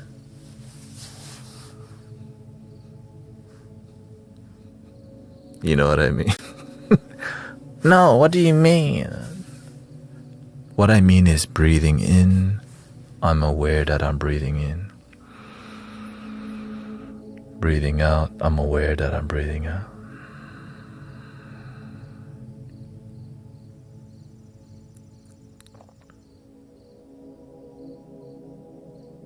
I used to ask a lot of questions just like you, Grant Davis 3449. I start, at my beginning, it was just like yours. I asked a lot of questions. And then I go, what's beyond asking questions?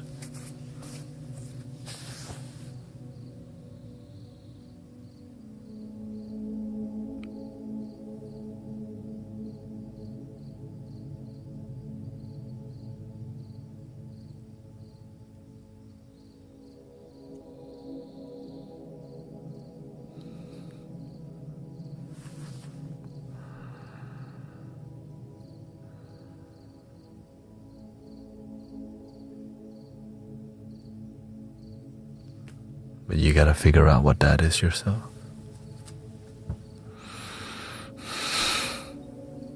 I can't, right?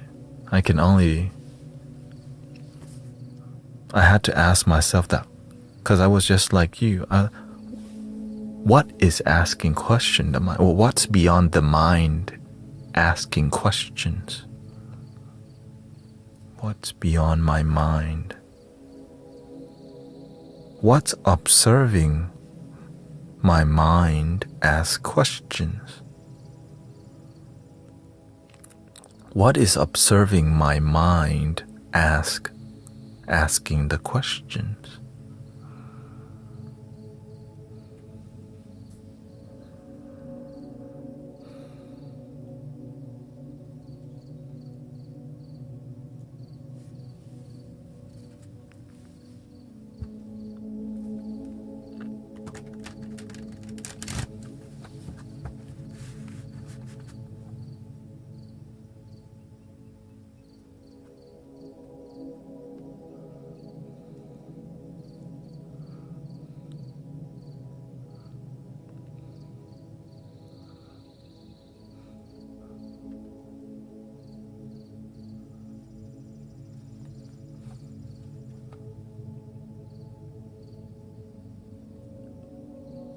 If you weren't asking questions in the moment, not trying to figure anything out,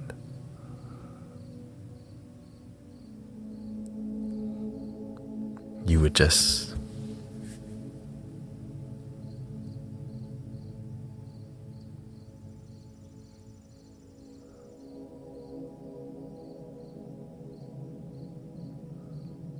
and when you learn to, on command,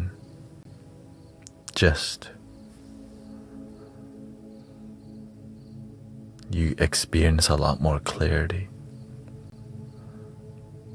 And when you have a better clarity of mind, creativity flows.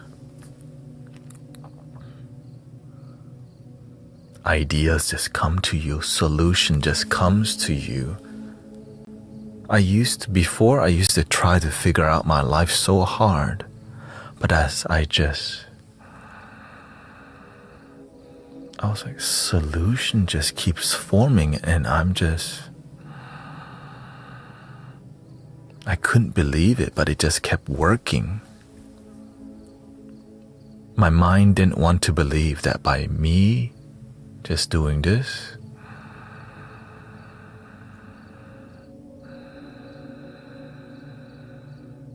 that solution is forming without me needing to go dig so hard for it.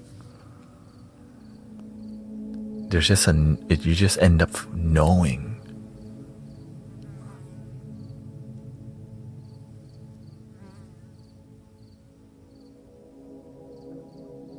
Is that you, Grandma?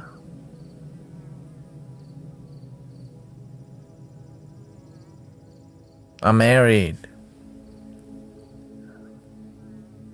Maybe that's not Grandma.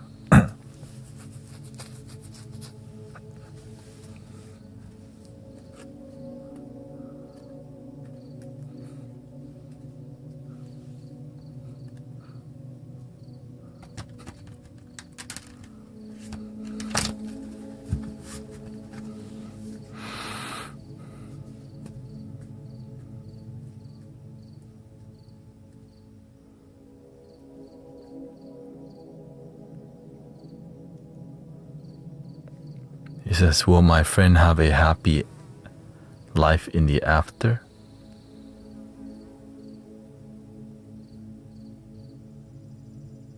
I hope so. Says Grant, he was into tarot and I wanted to honor him.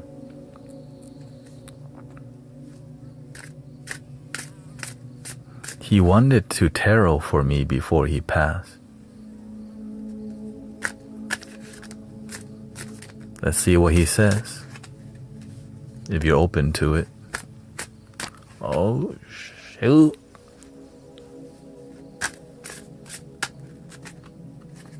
What his name?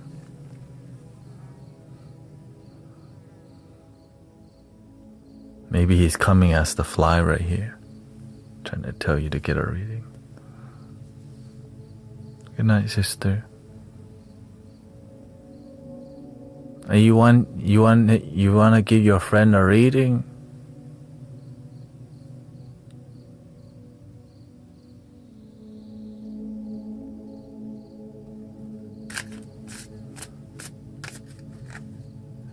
John. He said his name is John.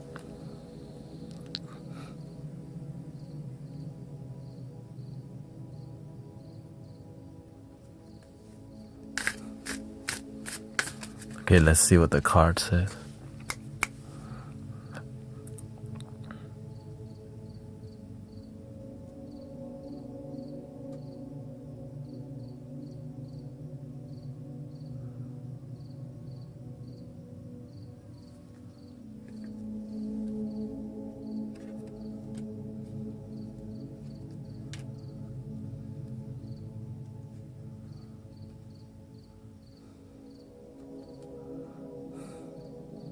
He says, you worry too much. He's fine. Take care of yourself. Love.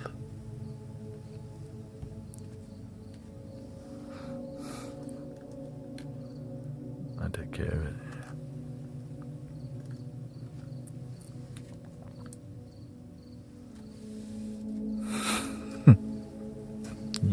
You worry too damn much.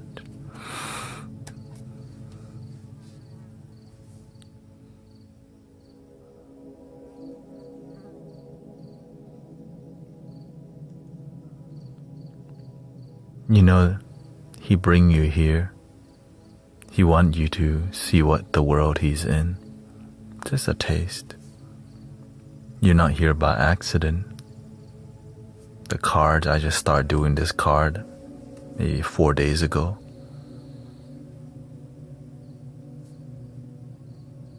If he didn't leave the planet, you might not be open to this right now. You want to learn. You are drawn to him because you have a good heart and there's some mystery. You like that, but you don't know what it is. You're drawn to it because you want it too. You already have it. That's why you're looking for it, because you already have it. Imagine he's your guardian angel. He's your guide, spirit guide.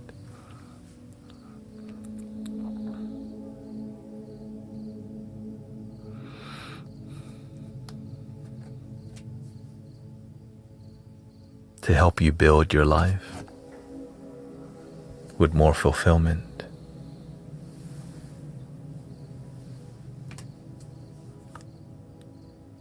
But if he didn't pass away, you might not be doing this right now.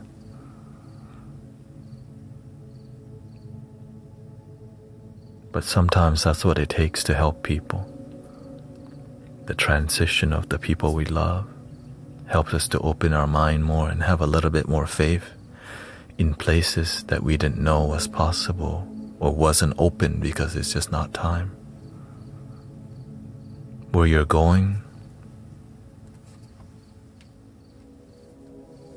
deeper self-connection. Where you're going, you get to unlock a part of you don't even know was possible. And a new dream. A door open for you to see a new dream.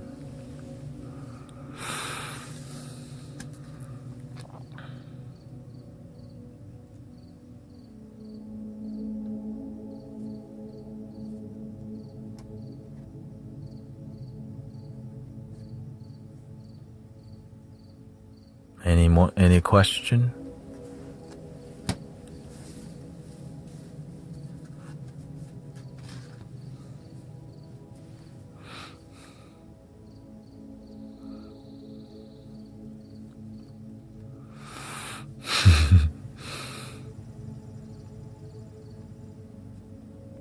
Or are you complete and enough?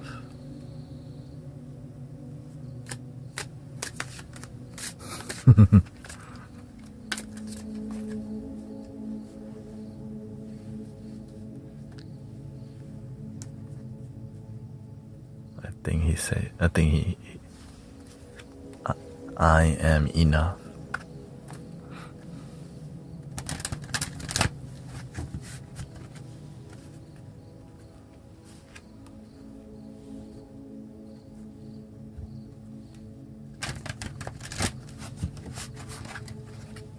I am enough.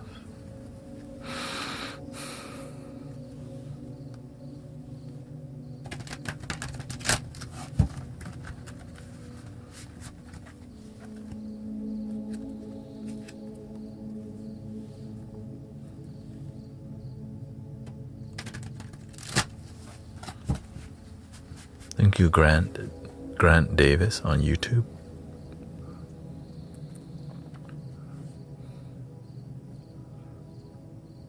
Yes, my hair has been very long.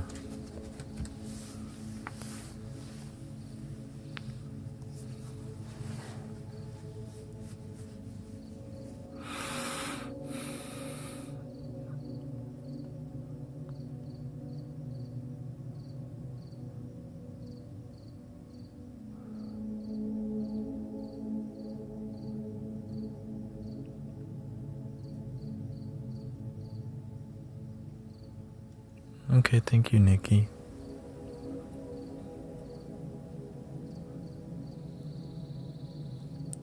Yeah.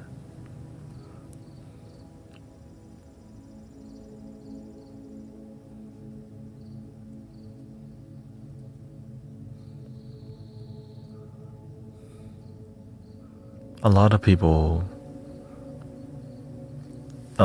got off social media for a while because of many reasons.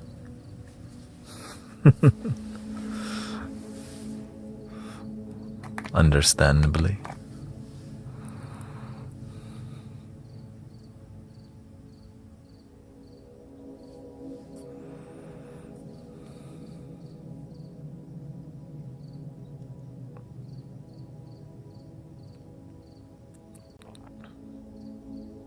Does anyone have a deep, sincere question that you want to ask with the cards?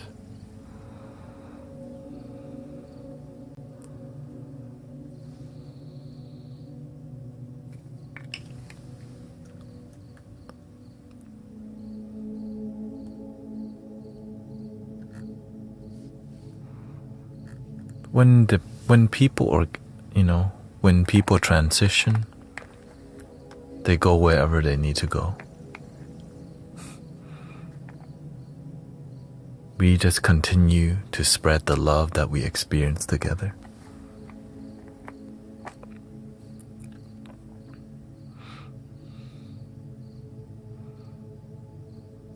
What hint can you give me to my divine path? I'm looking for a deeper and sincere question that's not so general.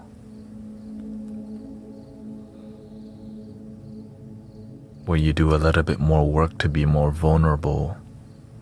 I need vulnerability. You need more vulnerability. It's more about you and yourself. If you ask general question, you get a general answer. And general answer is what people don't really need. They need more precise. But they don't want to ask precise or vulnerable questions. Why? We don't know that's the work we need to be doing. And card readers make up a trend where there's a lot of general thingies.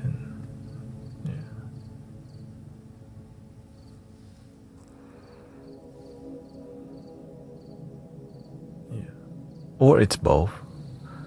Vulnerable and specific. Because the vulnerable, it does lead to, and it's,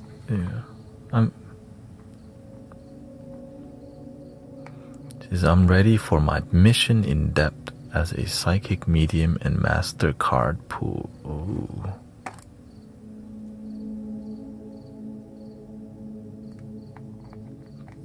Do the works. And I hope to see you do good work, sister. I mean,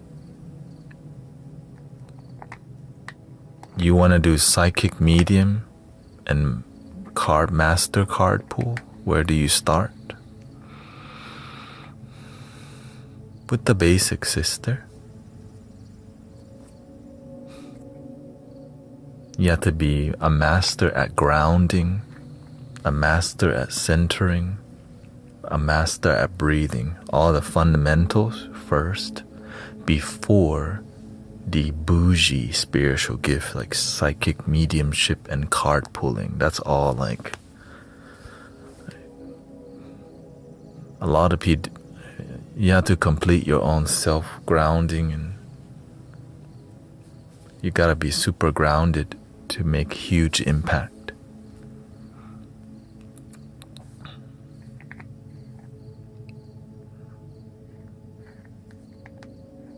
Medical medium, she says.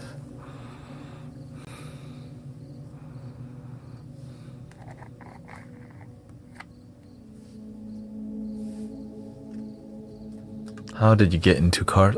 I've been reading. I started with reading myself using Oracle deck for a whole year, but I was using it in a more intuitive way, but wasn't doing necessary tarot. But you can say divination.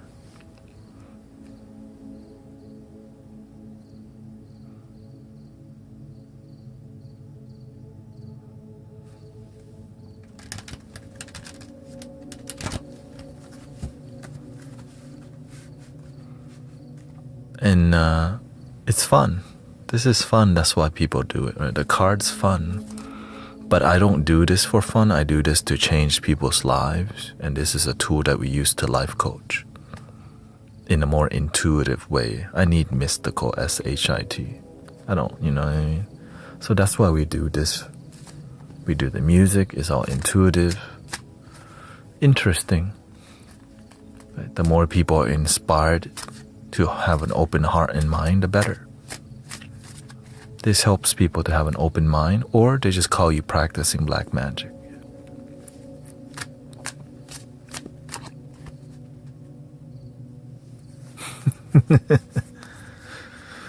Just learner to censor.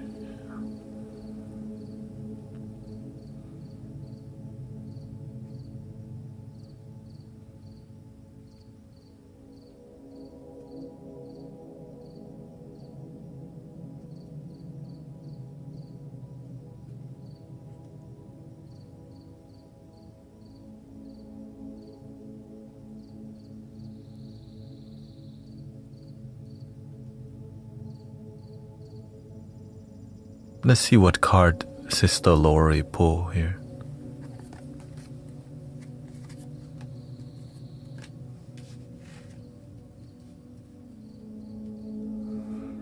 You have to take charge of keeping your emotions grounded. Your emotions, it's like a flickering flame. You have to learn how to keep the flame centered. Because if it flickers too much, it could go out. And you have to know how to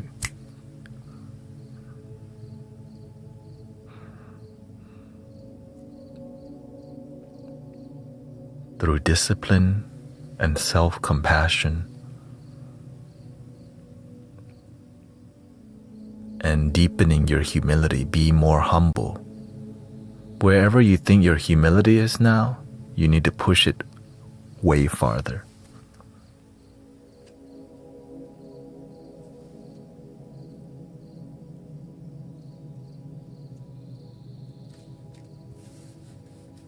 That's where you can start, sister.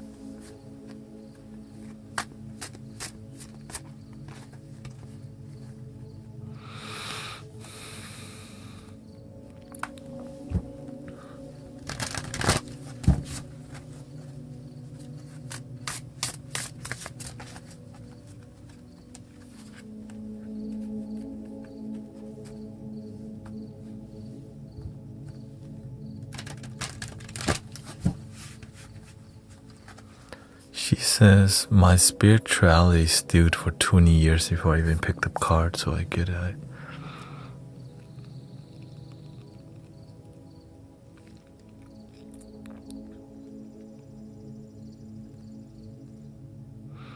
I collect stones and do little rituals and make potions in my backyard even though I didn't know. The universe can teach you so much, but you have to have the foundation, or else the ego will take over and destroy everything you build. But it's never too late to rebuild again, even if your ego destroyed your life, because that's a lesson. Some people, they build a brand and it's filled with ego. And for them to evolve, they have to let go of that identity and brand to become something greater. But their ego is attached to that brand that keeps them at lower vibration. So many people become attached to their identity of who they are as a spiritual practitioner, making them stuck. That's why I use the term grow and plateau. So many people grow and plateau for a long time, y'all. Why don't you keep growing? Because you become attached to your identity where you're at. Which is very hard to teach how to break that. Because some teachers grow and plateau. If you're right, which is good business. And then they teach other people to grow and plateau enough to get people in the door to book you.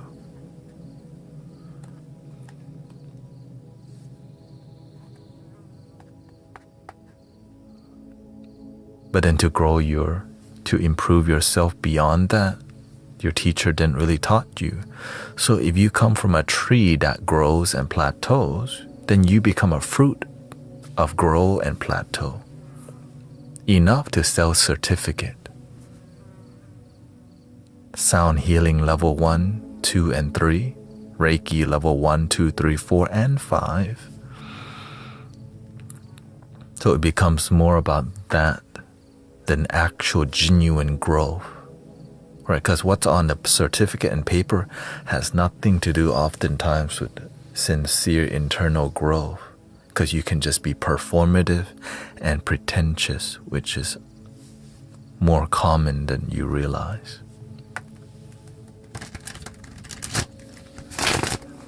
But I don't speak like this. I only say that in here.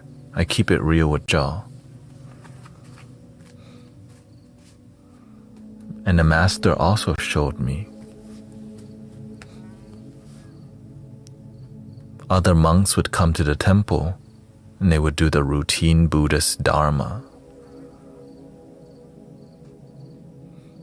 But the master speaks in a way that reaches your heart and not just parroting Buddhist talking points. Because the master comes from a great tree.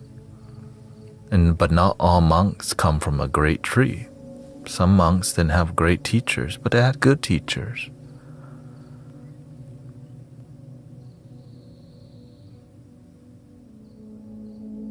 Do you settle higher? Do you settle for greatness? Or are you comfortable in goodness?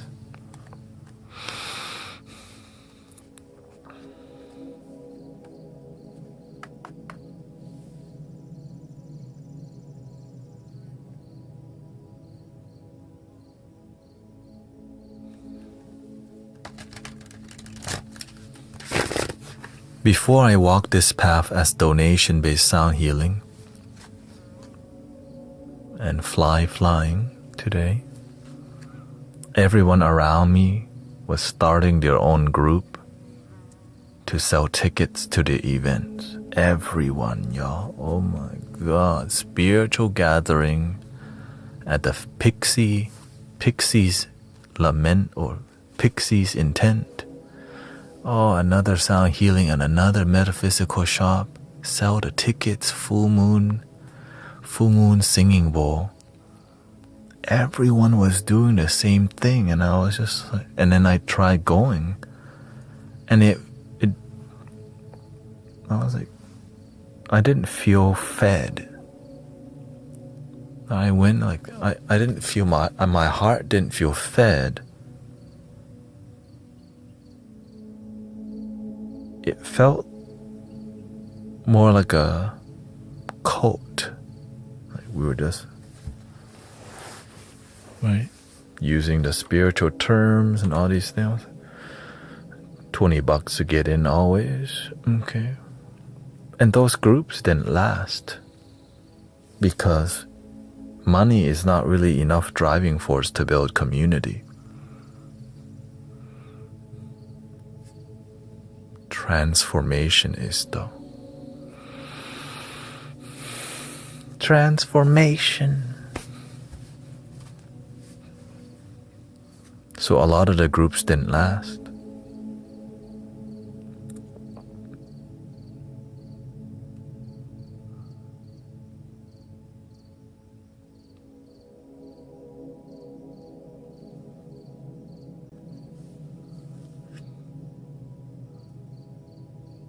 And I just continued to journey and study different groups. Why it began, some groups it began high vibration, but after a while, why did it lose its sincerity? And why did the energy lower? What happened? I always pay attention to that. That's a huge one. If it started off with high vibration, why did it change? And a lot of it's about people not willing to sacrifice and wanting things to be easier and more comfortable. Always, y'all. People just wanting it to be easier and more comfortable and not willing to sacrifice to lead.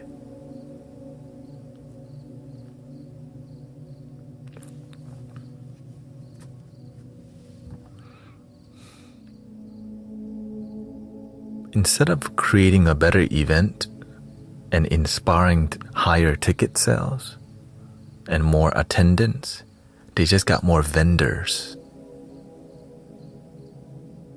to pay for that. Do you see how they compromise? Right? Do you see that compromise? Instead of working to create a better event and inspiring more ticket sales, they abandoned that Instead of getting more people to come and more inspiration, they focus more, oh, we can get more vendors to come to the spiritual gathering that will pay for the event. And they increase the ticket price. Less people come, but it's easier to run it. And so as the price of the event goes up, less people come.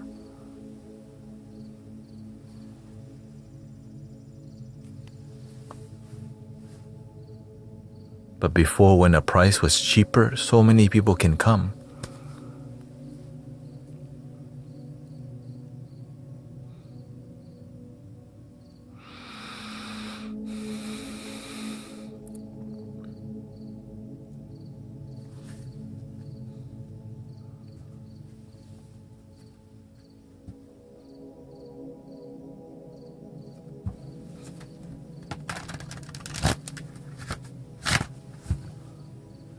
But that's what people look up to.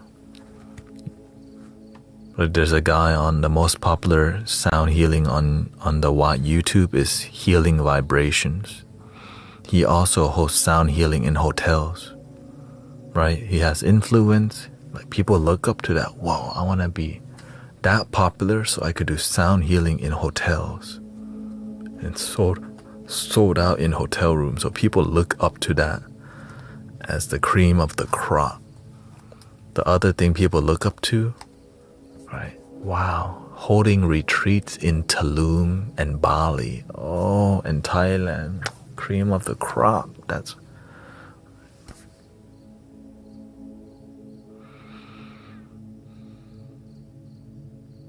as a matter of fact, the most popular sound healing in Houston, I know the person that facilitated. The reason he's so popular, he does the most marketing.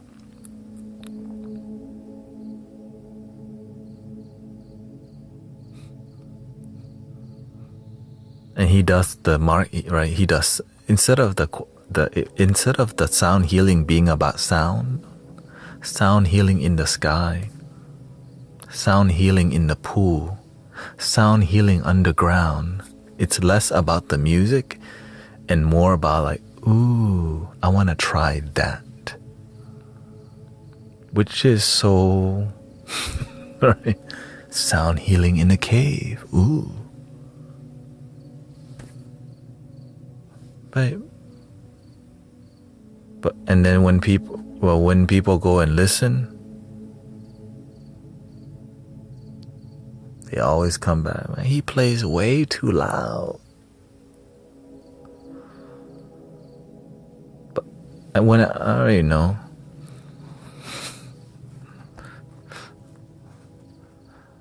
but I'm just glad he's out there doing the work. But I see that's not what I want to be. Right? I don't follow that path. Okay, that's what. That's just what many people don't even resonate with that way of doing sound healing. Many people want to build community with sound healing. It's just very difficult because they don't know how to. Like they don't know how to build community with sound healing at the core, because sound healing cannot be the only thing that you do in the community. There has to be principles, values, practice, and sacrifice. And a lot of people don't have time for that. They just want to. We just need high ticket sales. That's what will make people show up. And some people, that's their driving force.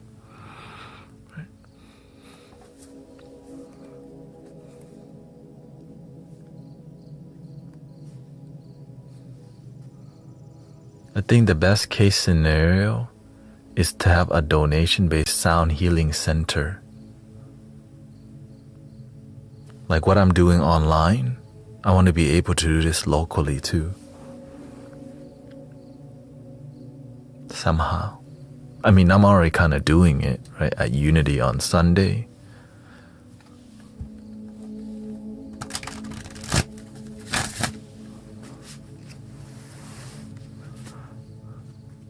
We just need to keep going.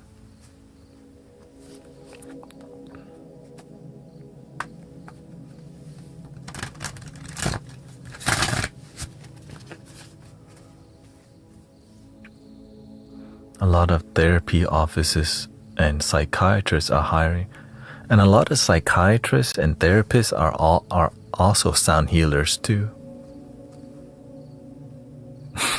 So it kind of is gonna work itself out naturally.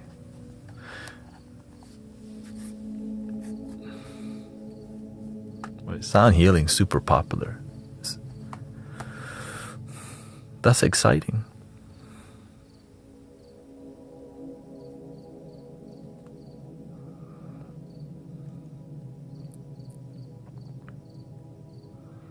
What do you think of hypnosis?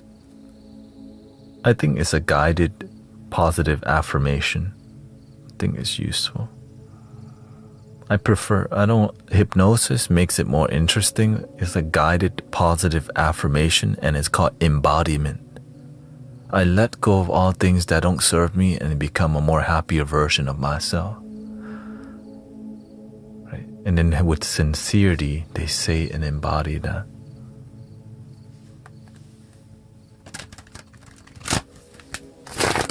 That's what I've been. But I don't really know because I don't practice hypnosis. I don't want somebody controlling my mind. I think people need to learn how to do it themselves. But I'm sure there's amazing things that you could do as a hypnosis.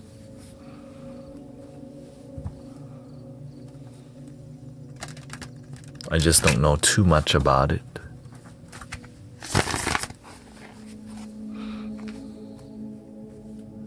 I want people to be equipped with tools to change their life rather than give it to somebody else. They need to learn.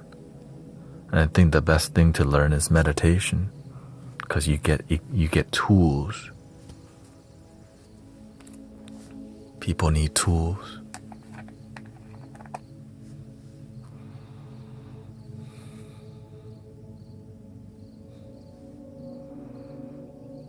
Anybody else have a question? Because I'm about to switch to music.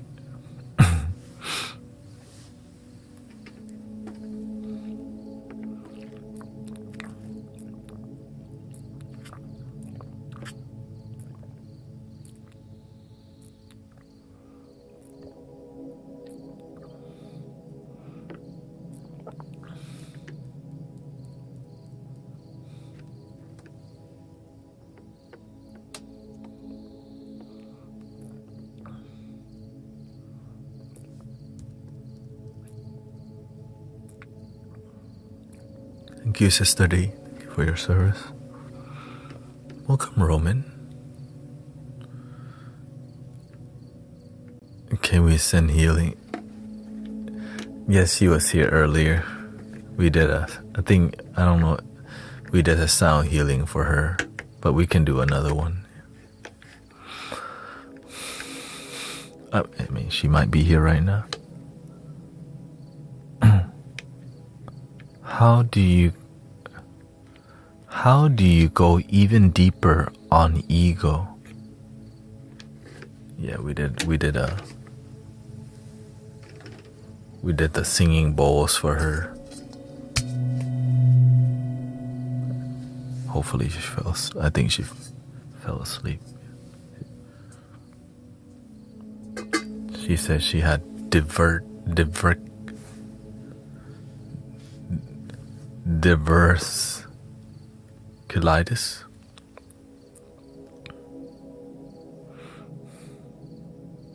Diverticulitis, yeah.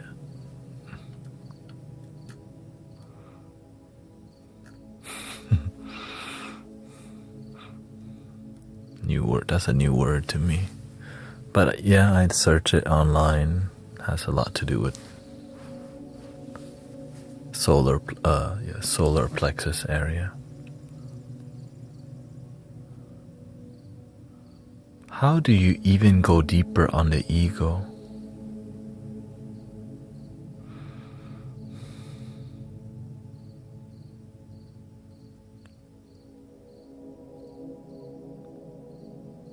Deeper forgiveness of yourself and others. Go deeper, a deeper emotion, a deeper sincerity. Let go of more. Deepen your self-healing. Deepen your compassion, which is understanding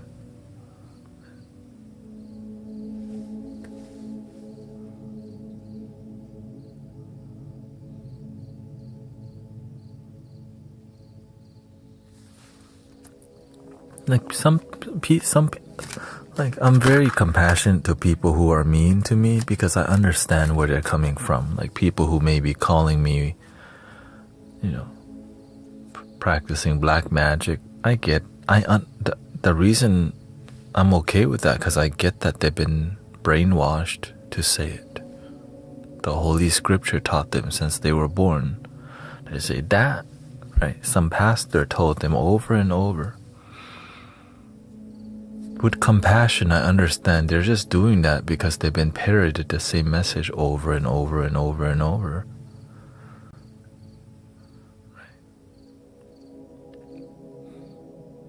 I understand.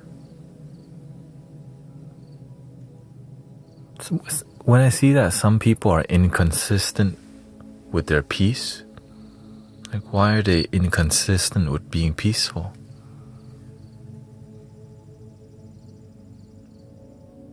Some people are only conveniently dedicated to their peace.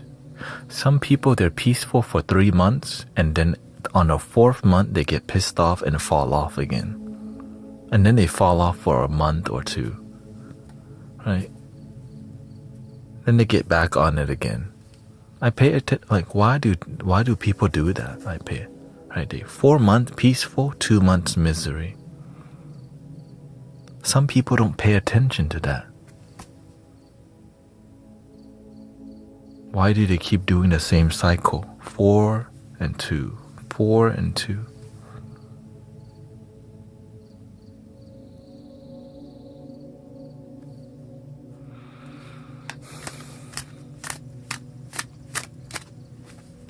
Because we're not paying attention to how we operate.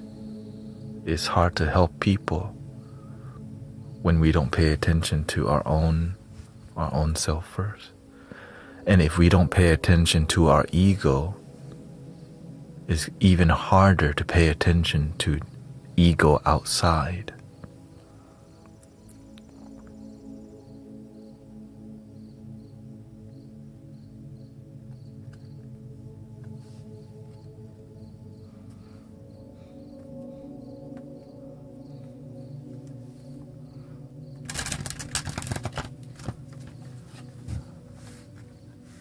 Cycles are definitely natural, but toxic cycles oftentimes help us to realize we're not healing. If you just keep doing the same thing, right, we have to be honest. 3 things cannot hide for long: the moon, the sun, the truth. And if we don't pay attention, yes, there's a cycle, but why don't we pay attention to what's not working?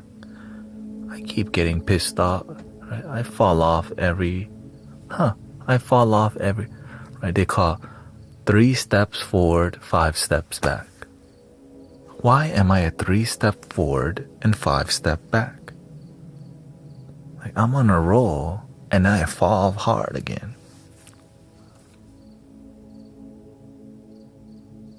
I take 1 step forward, 3 step back. Right? Dong, dong, dong, dong.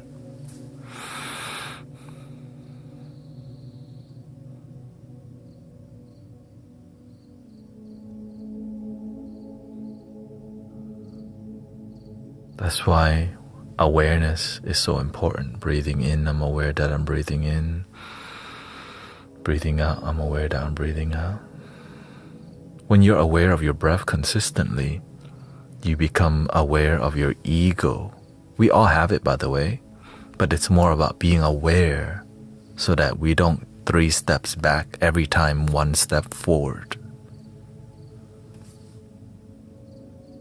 Some people 5 steps forward, 10 steps back. Whoa, right?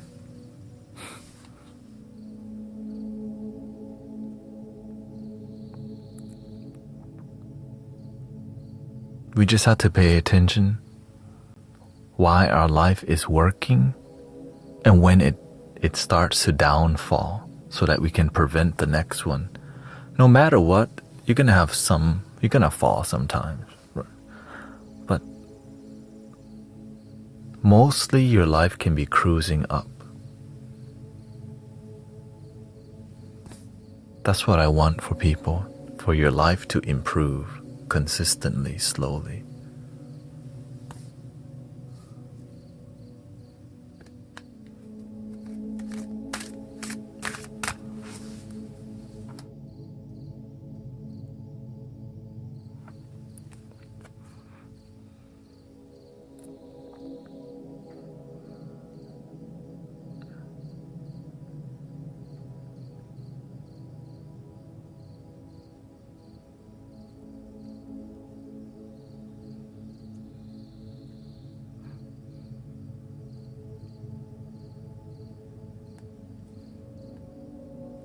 What's up with Sister Donna G?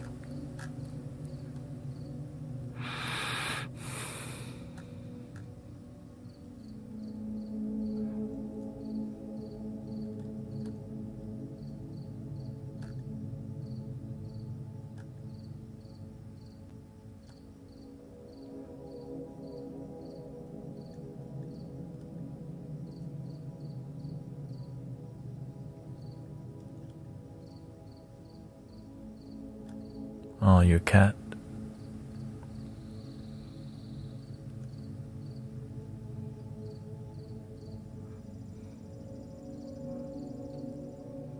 All you can do is be positive, sister.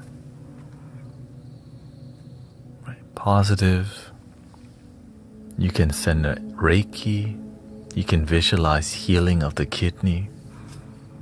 But worrying is also an option that we can.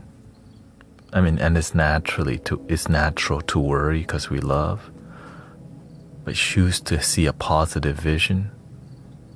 But don't be attached to it, because sometimes the universe is just operating, right? Non-attachment. If it's time, it's time. If it's not time, your kitty's gonna be fine. But I'm glad that you're taking care of your kitty cat.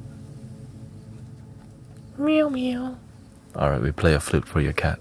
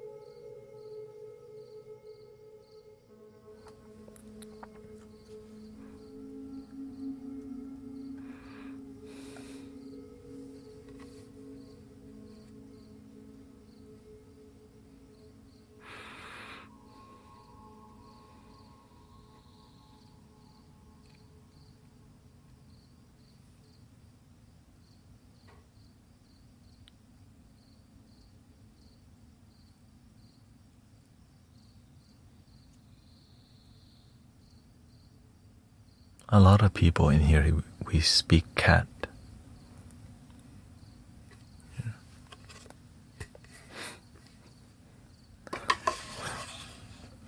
I'm less of the verbal, but more body language with cat. Thursday is my last day to stream until August because I'm gonna be in Vietnam for my wedding, tea ceremony wedding. So yeah, so if you're gonna look for me, you might not find me for a couple months. Yeah, thank you.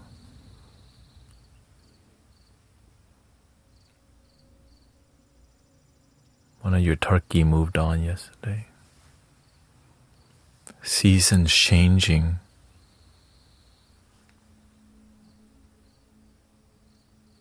People move with the season, animal move with the season too.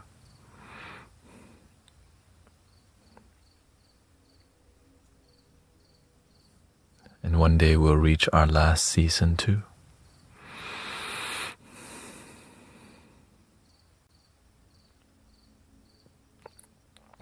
The master always talks about this is more of a Taoist kind of approach. The beginning of life is like spring, right? The youthfulness. You get to the mid age. That's like what, summer.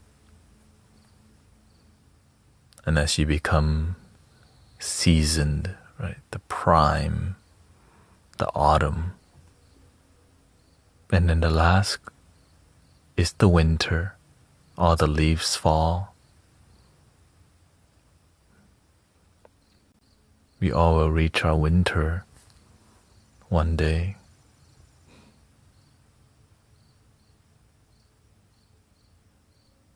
And sometimes some people reach winter faster than others. We never know which winter when people will go. So that's why I'm always just grateful for every day. Right? Like, why not? When you're just grateful for every day, you do your best to just appreciate, do your best to be a good neighbor to the people around you. It doesn't have to be perfect. Some neighbors don't want to talk to you, but you can still give them a smile. Some cats don't let you touch them, but we still love them. They're a bit more feral. But the cats, right? When you're good, some cats, they love you. I'm carrying a cat now. They got used to me carrying it. Oh. Right. But it started with that one cat, belly rub cat. That cat made all the other cat trust me. Like, what the? You just plop over for him to rub your belly? Are you crazy? But when the other cats look, that cat's like in heaven. Right?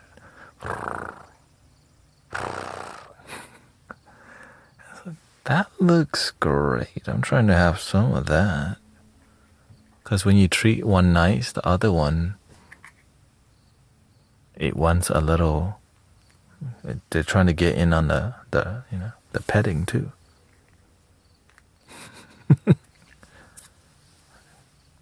I want some of that. That looks like a great time.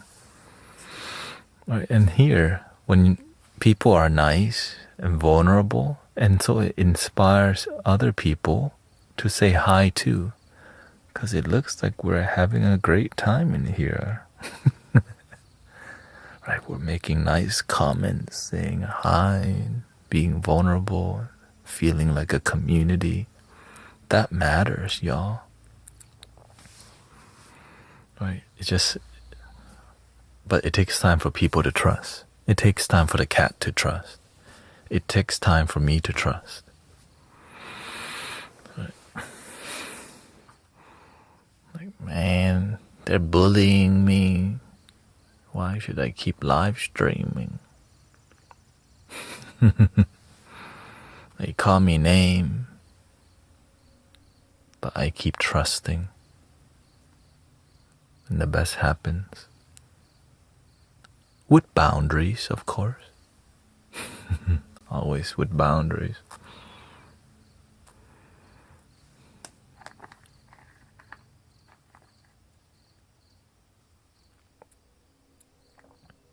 Thank you, Slawa. Thank you so much.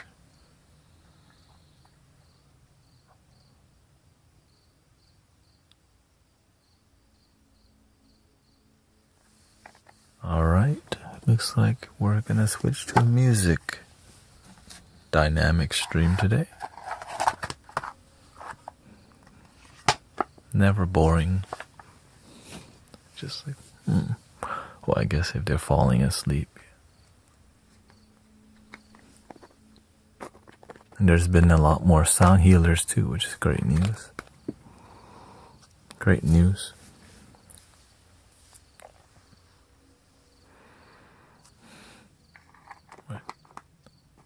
Before there wasn't that many sound healers. Now there are a lot more.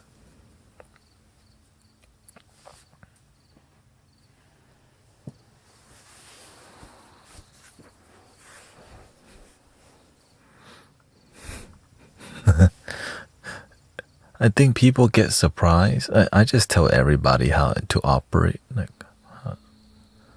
and people need community, and when you share people how to grow, they at least have some hope that it's possible. A lot of live streamers don't really share how they make it, which is kind of a shame.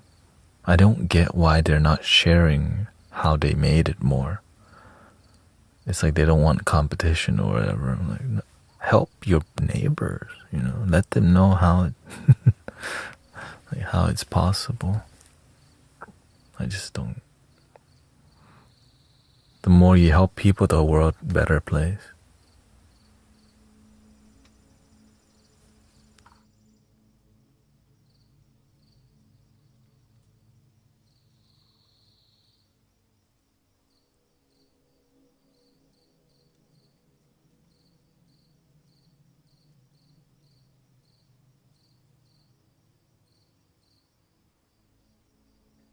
I'm not scared of competition because I think it's good. More people to help humanity. That's a good, right? And when there's more competition, you actually have to be good, or else they're not gonna be in your stream. Making better sound healers. Yeah.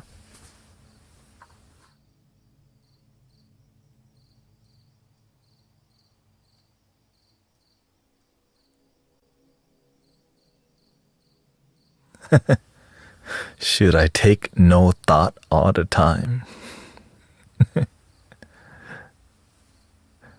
Use your consciousness. You gotta use your brain. That's why you have it. But don't let your brain use you. Don't let it overtake you. Right? It's okay to think. But thinking is not an issue. Many people know how to think. The issue is less thoughts or no thought is difficult. So when you're in control, you're able to use your mind, and when to reduce the mind or where to clear the mind, now you're equipped with all the tools that you need to operate. Clarity, critical thinking, right? Or just calm thinking, peaceful thoughts. See it as more of a tool. It's not absolutist.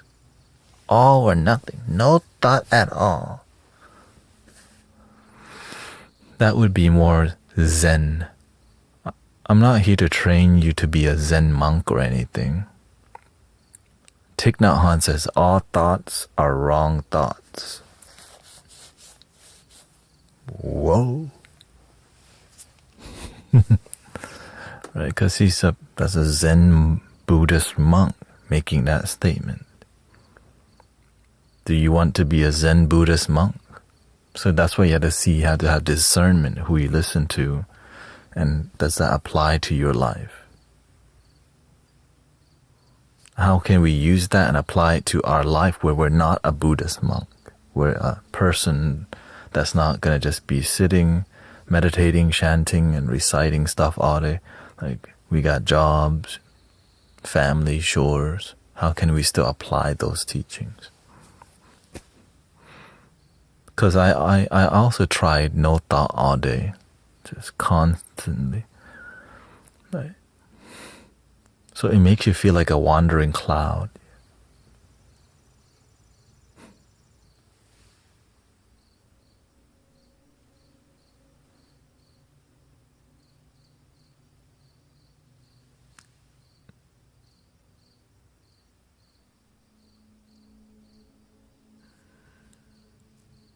You're not a freaking cloud, you're a human being. Okay?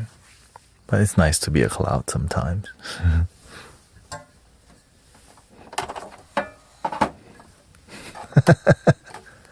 You know what I mean? Like, sure. Sometimes I'm trying to be a cloud. It's nice. At least you have option, right? Be a cloud. Sometimes I'm a mango. Sometimes I'm a cat. But most of the time, I'm breathing in and out.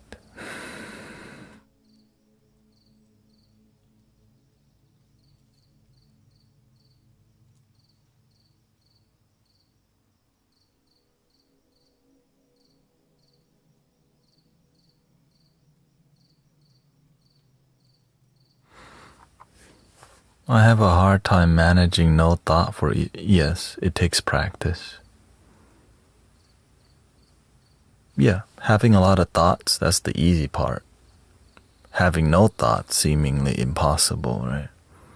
Like, what the, how do I, like, what's that even like as we do more thought to not have thoughts? Wait, what? How can I not have thought? As I'm trying to have no thought, I'm having a thought about wanting to have no thought, which is a thought. Man, this is hard.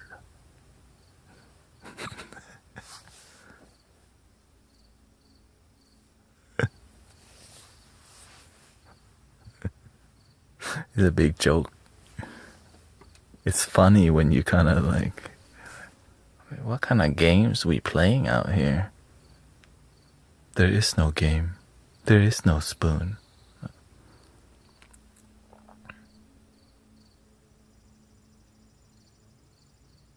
There is no spoon.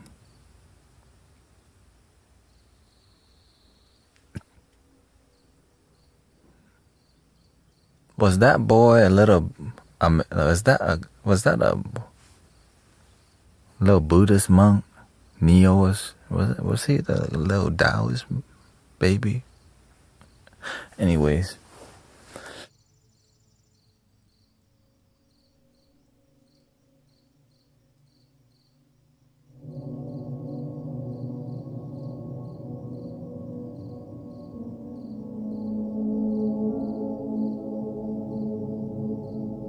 let me restart this real quick.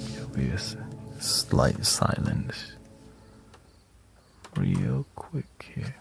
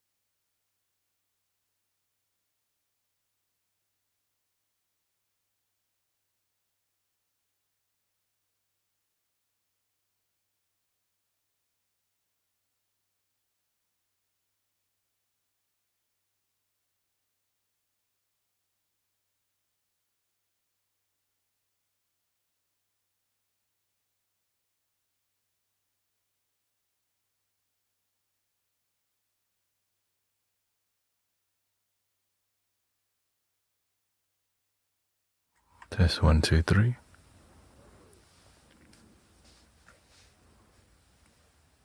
Mango in my membrane. Mango in my brain. There's a mango on his brain.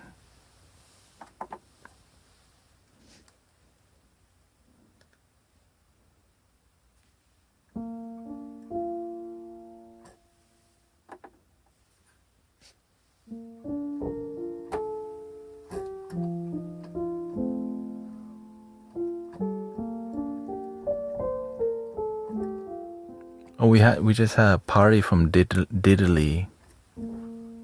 A raid with a party of 1,045. Hello.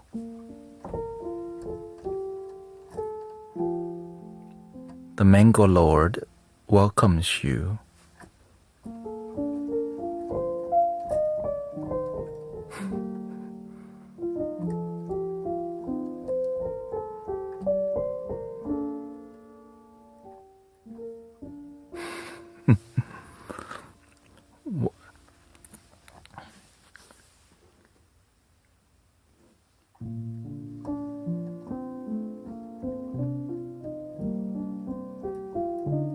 I go by Brother Thanet. What sacrifices? Of course, we take mango as exchange for music.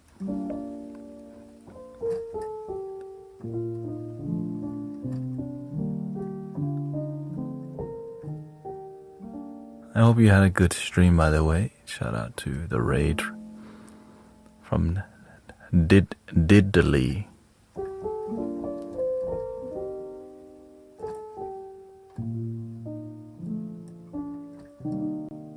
We can do. Thank you so much. We can make some lo-fi for y'all. Just chill vibe, you know. Lo-fi. Something. A very short stream. Really? Wow. Well, in a short stream, you gathered 1,000 people. It's like a big fan club.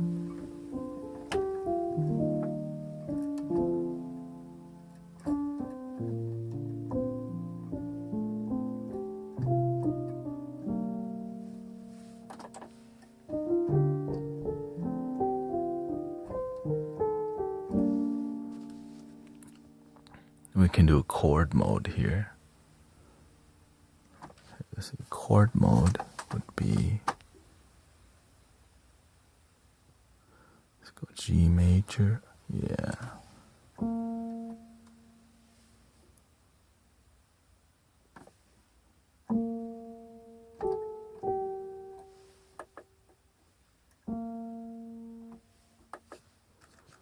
Let's see here.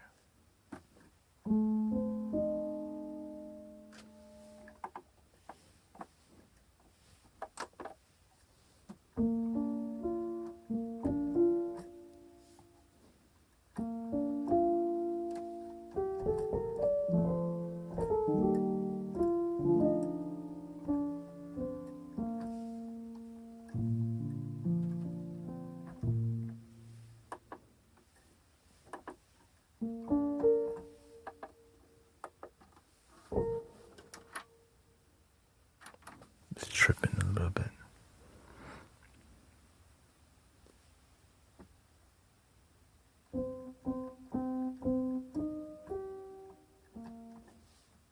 There we go.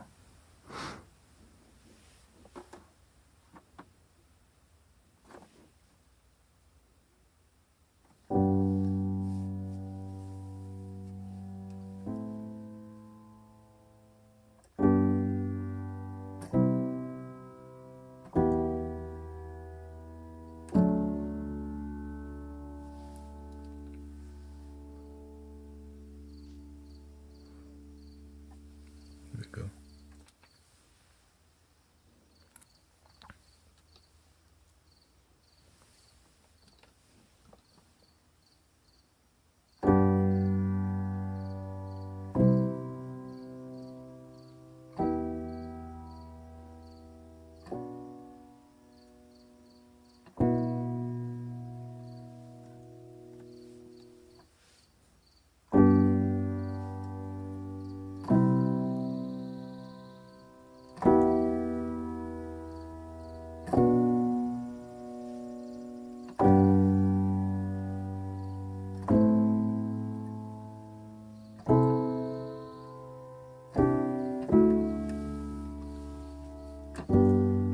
Me, I was born in Thailand, so Thai.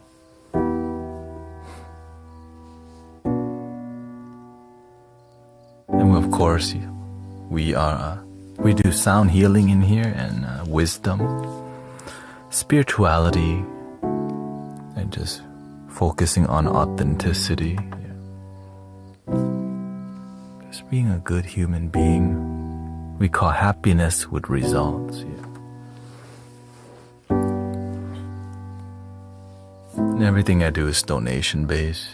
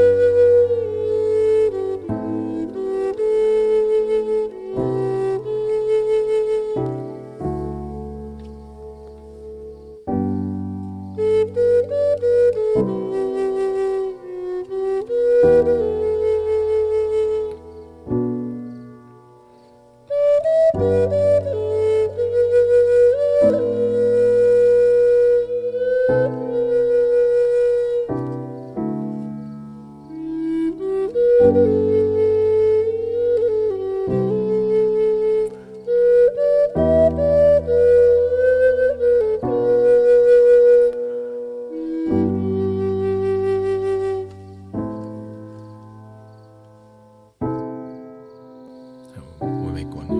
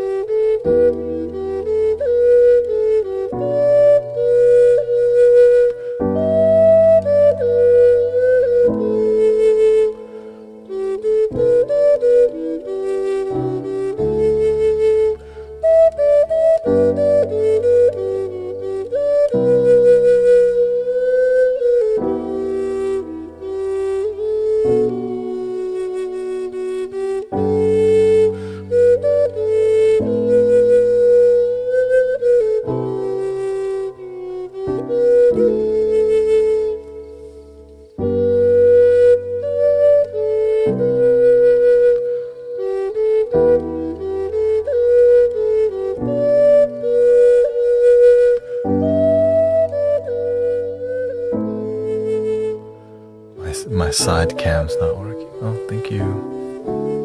What do you call this magic double music stick? Oh. This is called a Native American drone flute. So the regular flutes here, this is a drone pipe, which is just all the notes, right? Where you close all the holes. It's just this side. And then there's two holes here. So you could play both.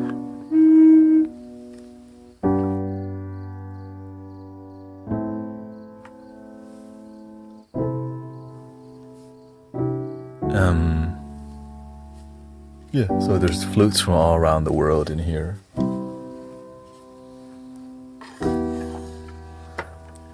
I have two triple drones also.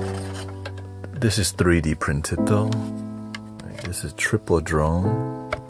So regular drone regular flute, the drone pipes here. And then this is the half flute.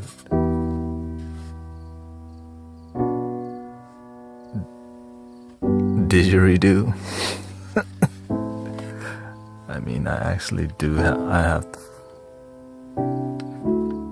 3 didgeridoos.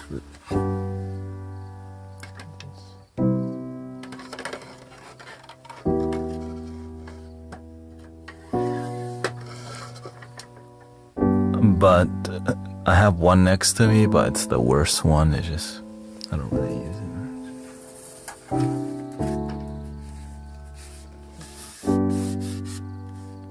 Trumpet didgeridoo. Didn't plan on it.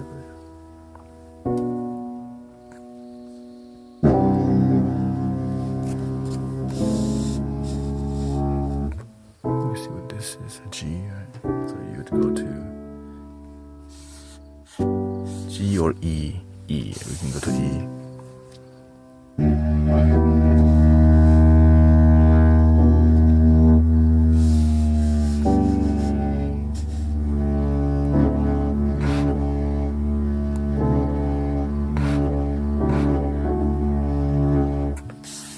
You know, not kind of visually. Yeah, let's get back to this.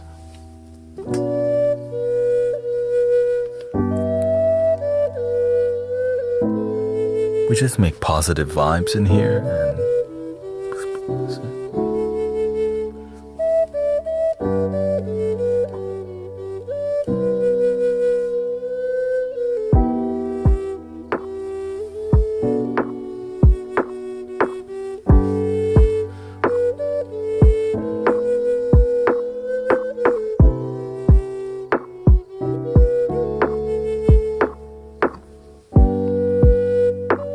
drop a bass line with a didgeridoo.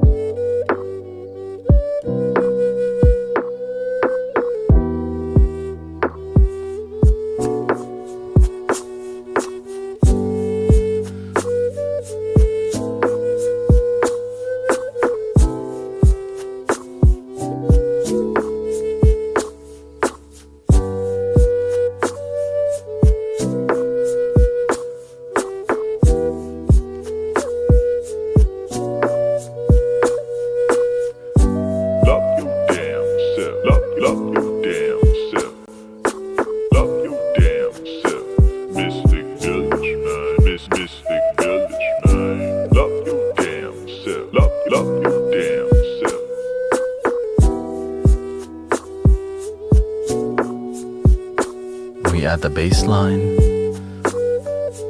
Gotta add the hug. We do the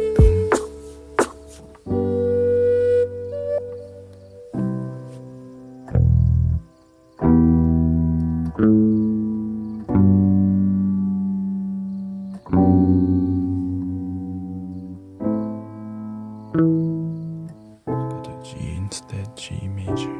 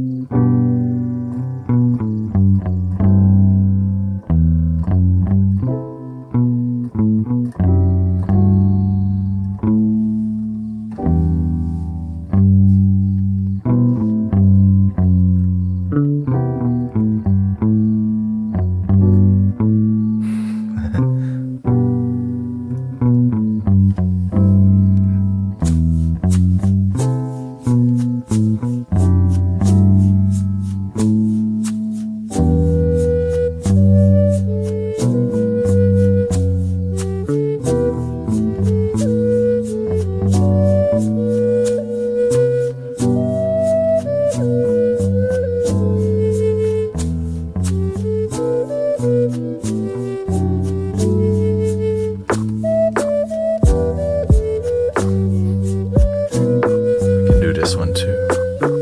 The baby. This one they call the cricket.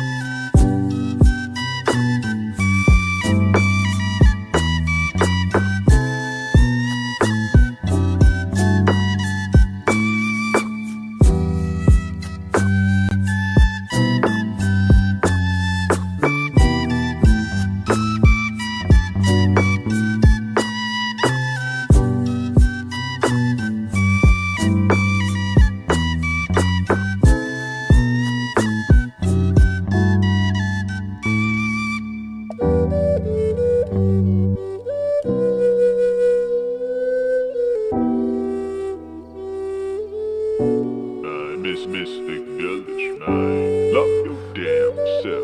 Love your damn self. Love your damn self. Mystic Village, man.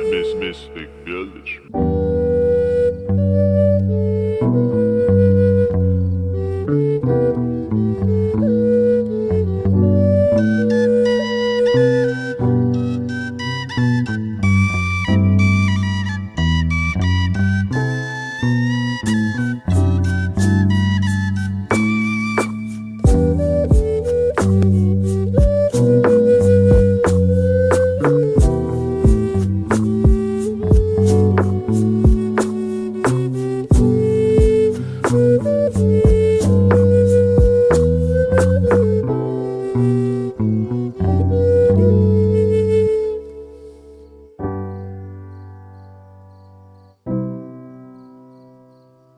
And then occasionally we use the microcosm, which makes it a bit more interesting. I guess we can demo the microcosm.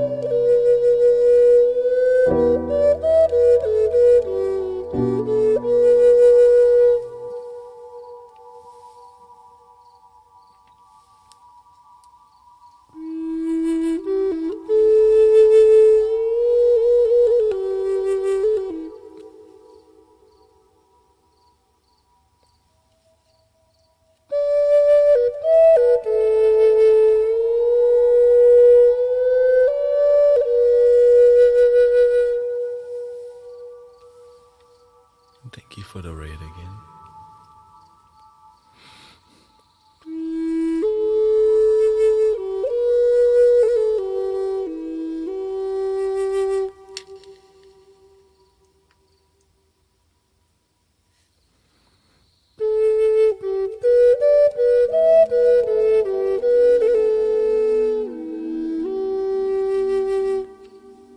To diddly.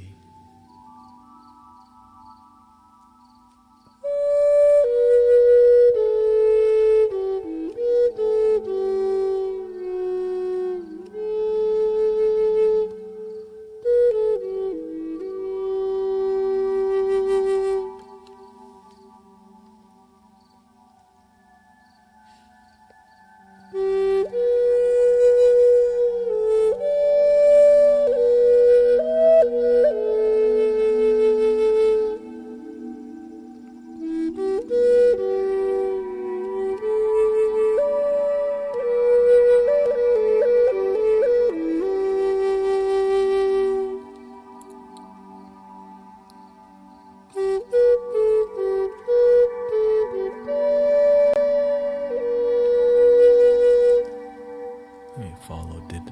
I think did that one.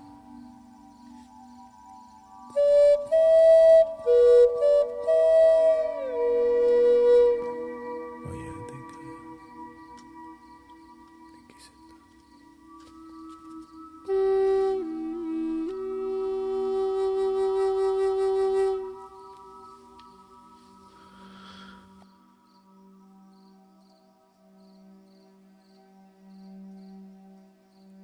So yeah, it's kind of spiritual.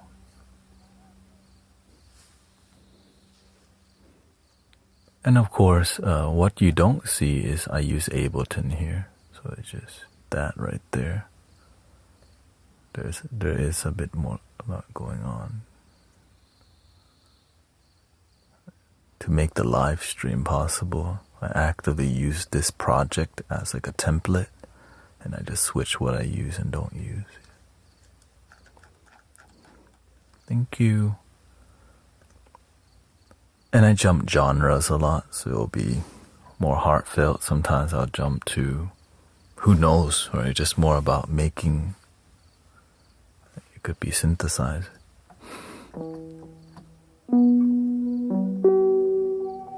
Yeah, let's go that direction a little bit.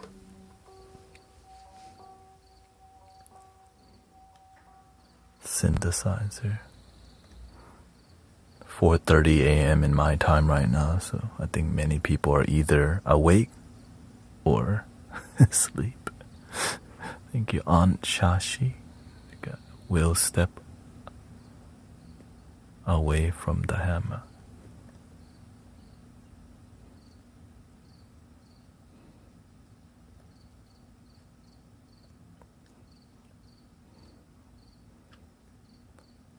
Let's explore some vibes here. Let's go F sharp minor.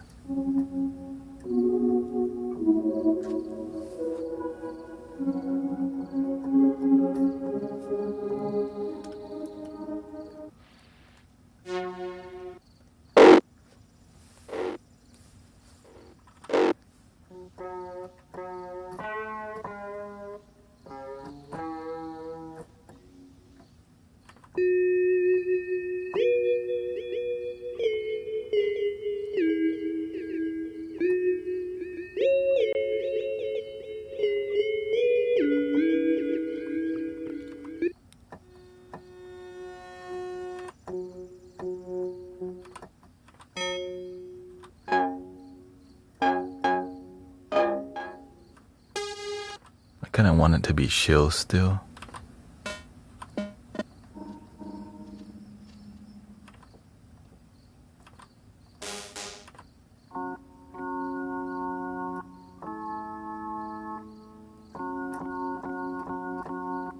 Ooh, let's make some dead mouse kind of vibe. What do you think?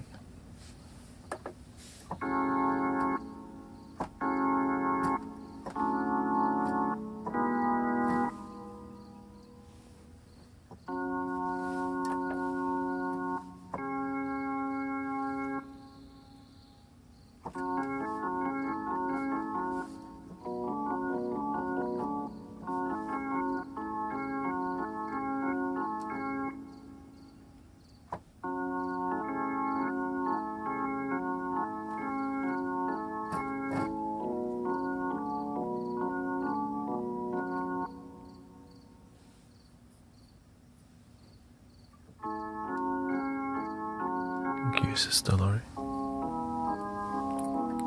I like this, but I don't love it. Thanks. Gotta love it.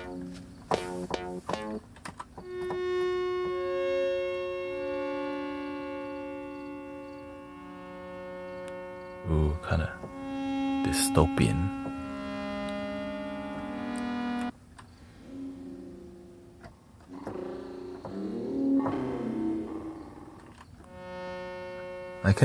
I can find a way to make this work. It's so dark, I think I need to make it a major scale instead. Let me see, A major.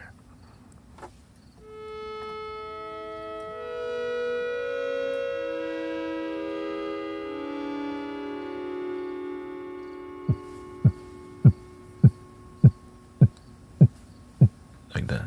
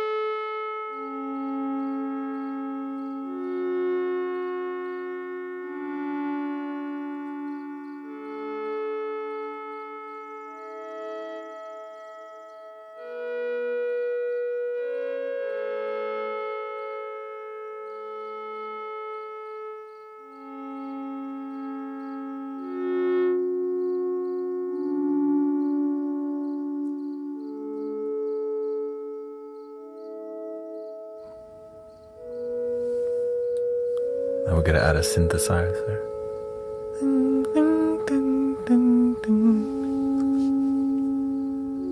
Like lead, right?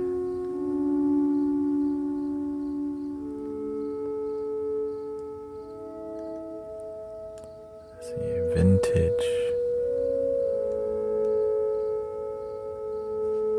Amy, lo-fi campfire.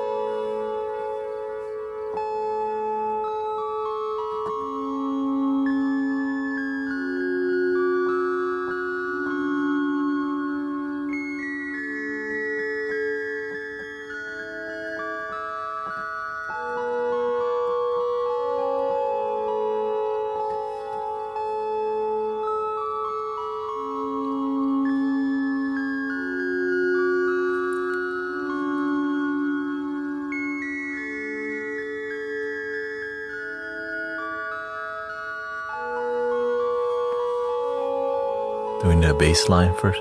Dum, dum, dum, dum, dum, dum, dum, dum, dum, dum, dum. Let's make it more heartfelt than like what we can try here.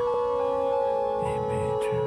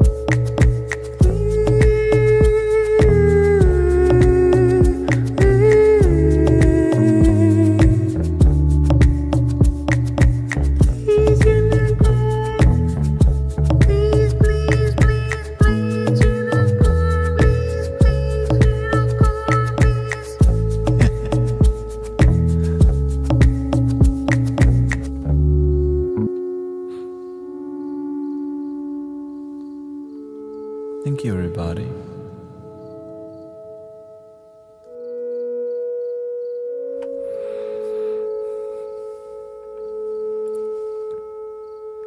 The music just kind of guides you to do things, you know? You don't really think about it. It's just that melody.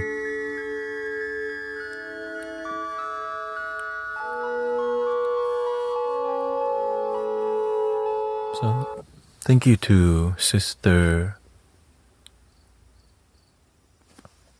Diddley for the raid, by the way. That's a huge raid with 1,000 people, so looks like we'll be raiding somebody to continue. But we still got 5 minutes. So with that time, we're just gonna chill, and I hope you enjoy the vibes. That's kind of what we do, just, you know, help people make music. Sometimes we do a little card reading, and welcome to the Mystic Village. Thank you to Mr. Snuggles. And we'll step away from Hammer. Thank you, Aunt Chashi.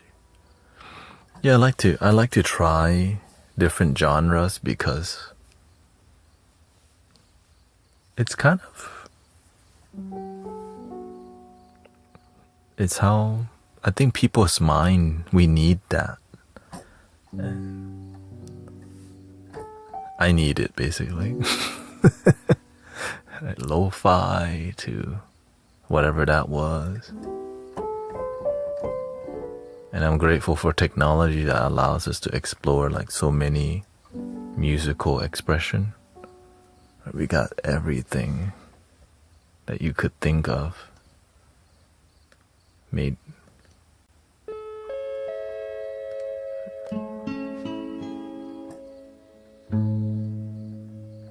We could.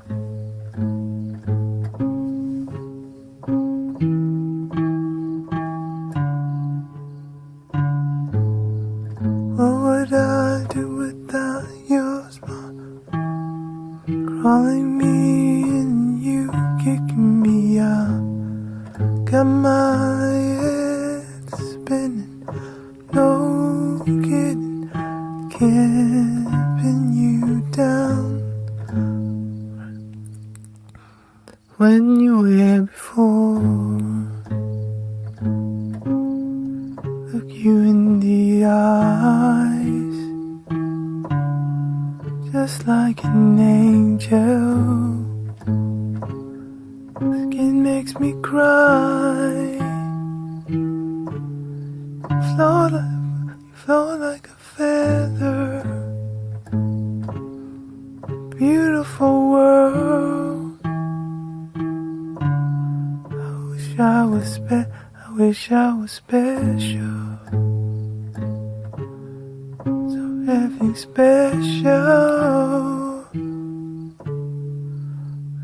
But I'm a creep.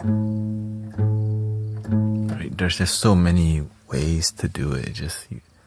So that's kind of, yeah, this is the spirituality that we do in here. Make random stuff that feels good.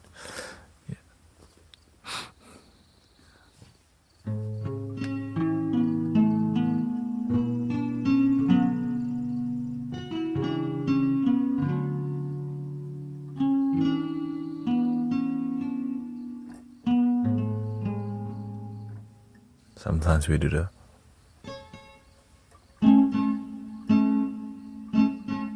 thank you.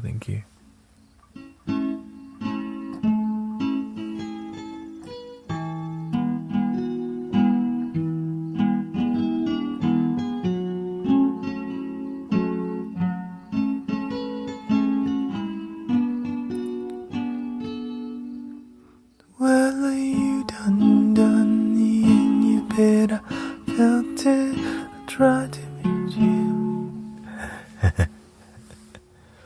That's more like I just do more karaoke on Friday, you know. But we just kind of do whatever. That I just read the room and go with the flow.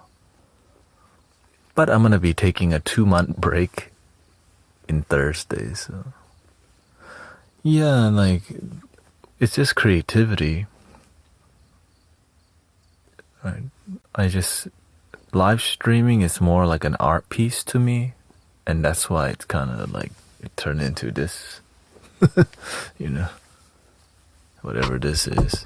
Mystic Village. Thank you. I'm just glad that life can be fulfilling and fun, and that it can help people. And so we're gonna end with 3 ohms. Thank you to Sister Christy. Thank you to who's on here, moderators. Thank you for everybody's time, Beverly. Thank you so much. 3 ohms. Yeah. And the full moon coming up soon. And then not sure who we're gonna raid, but we'll figure that out right after the 3 ohms. Breathing in.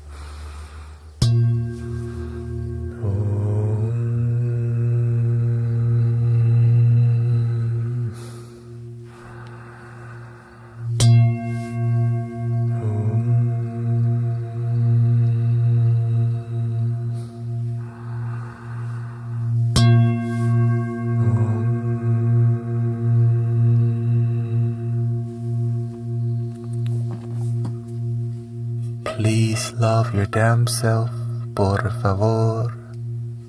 Mango game.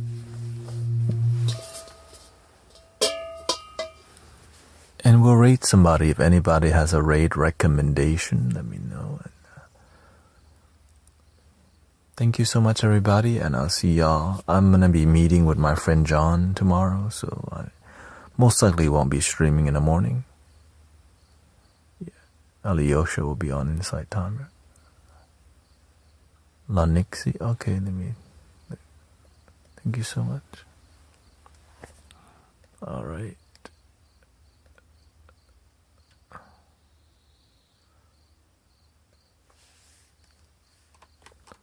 Let's see here.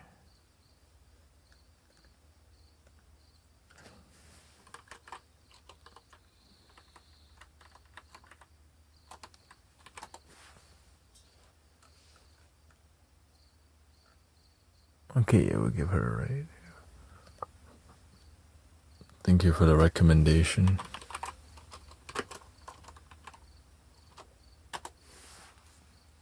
Oh, the target channel has disabled raids.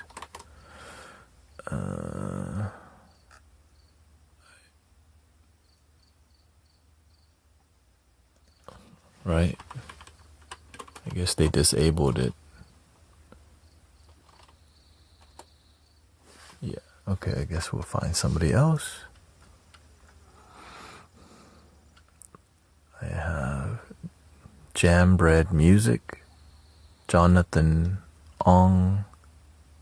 Oh, that guy Kuyasai. Yeah, well, Wenrose. What is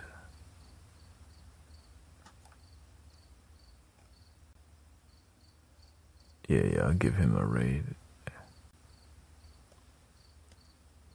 He's on as late as me. In Cali, right? There we go. Thank you, everybody. Thank you, Sister Mira, Beverly, Kate, and the fly that's been in the room. Shout out to the fly. Thank you, Sedated Psycho. Thank you so much.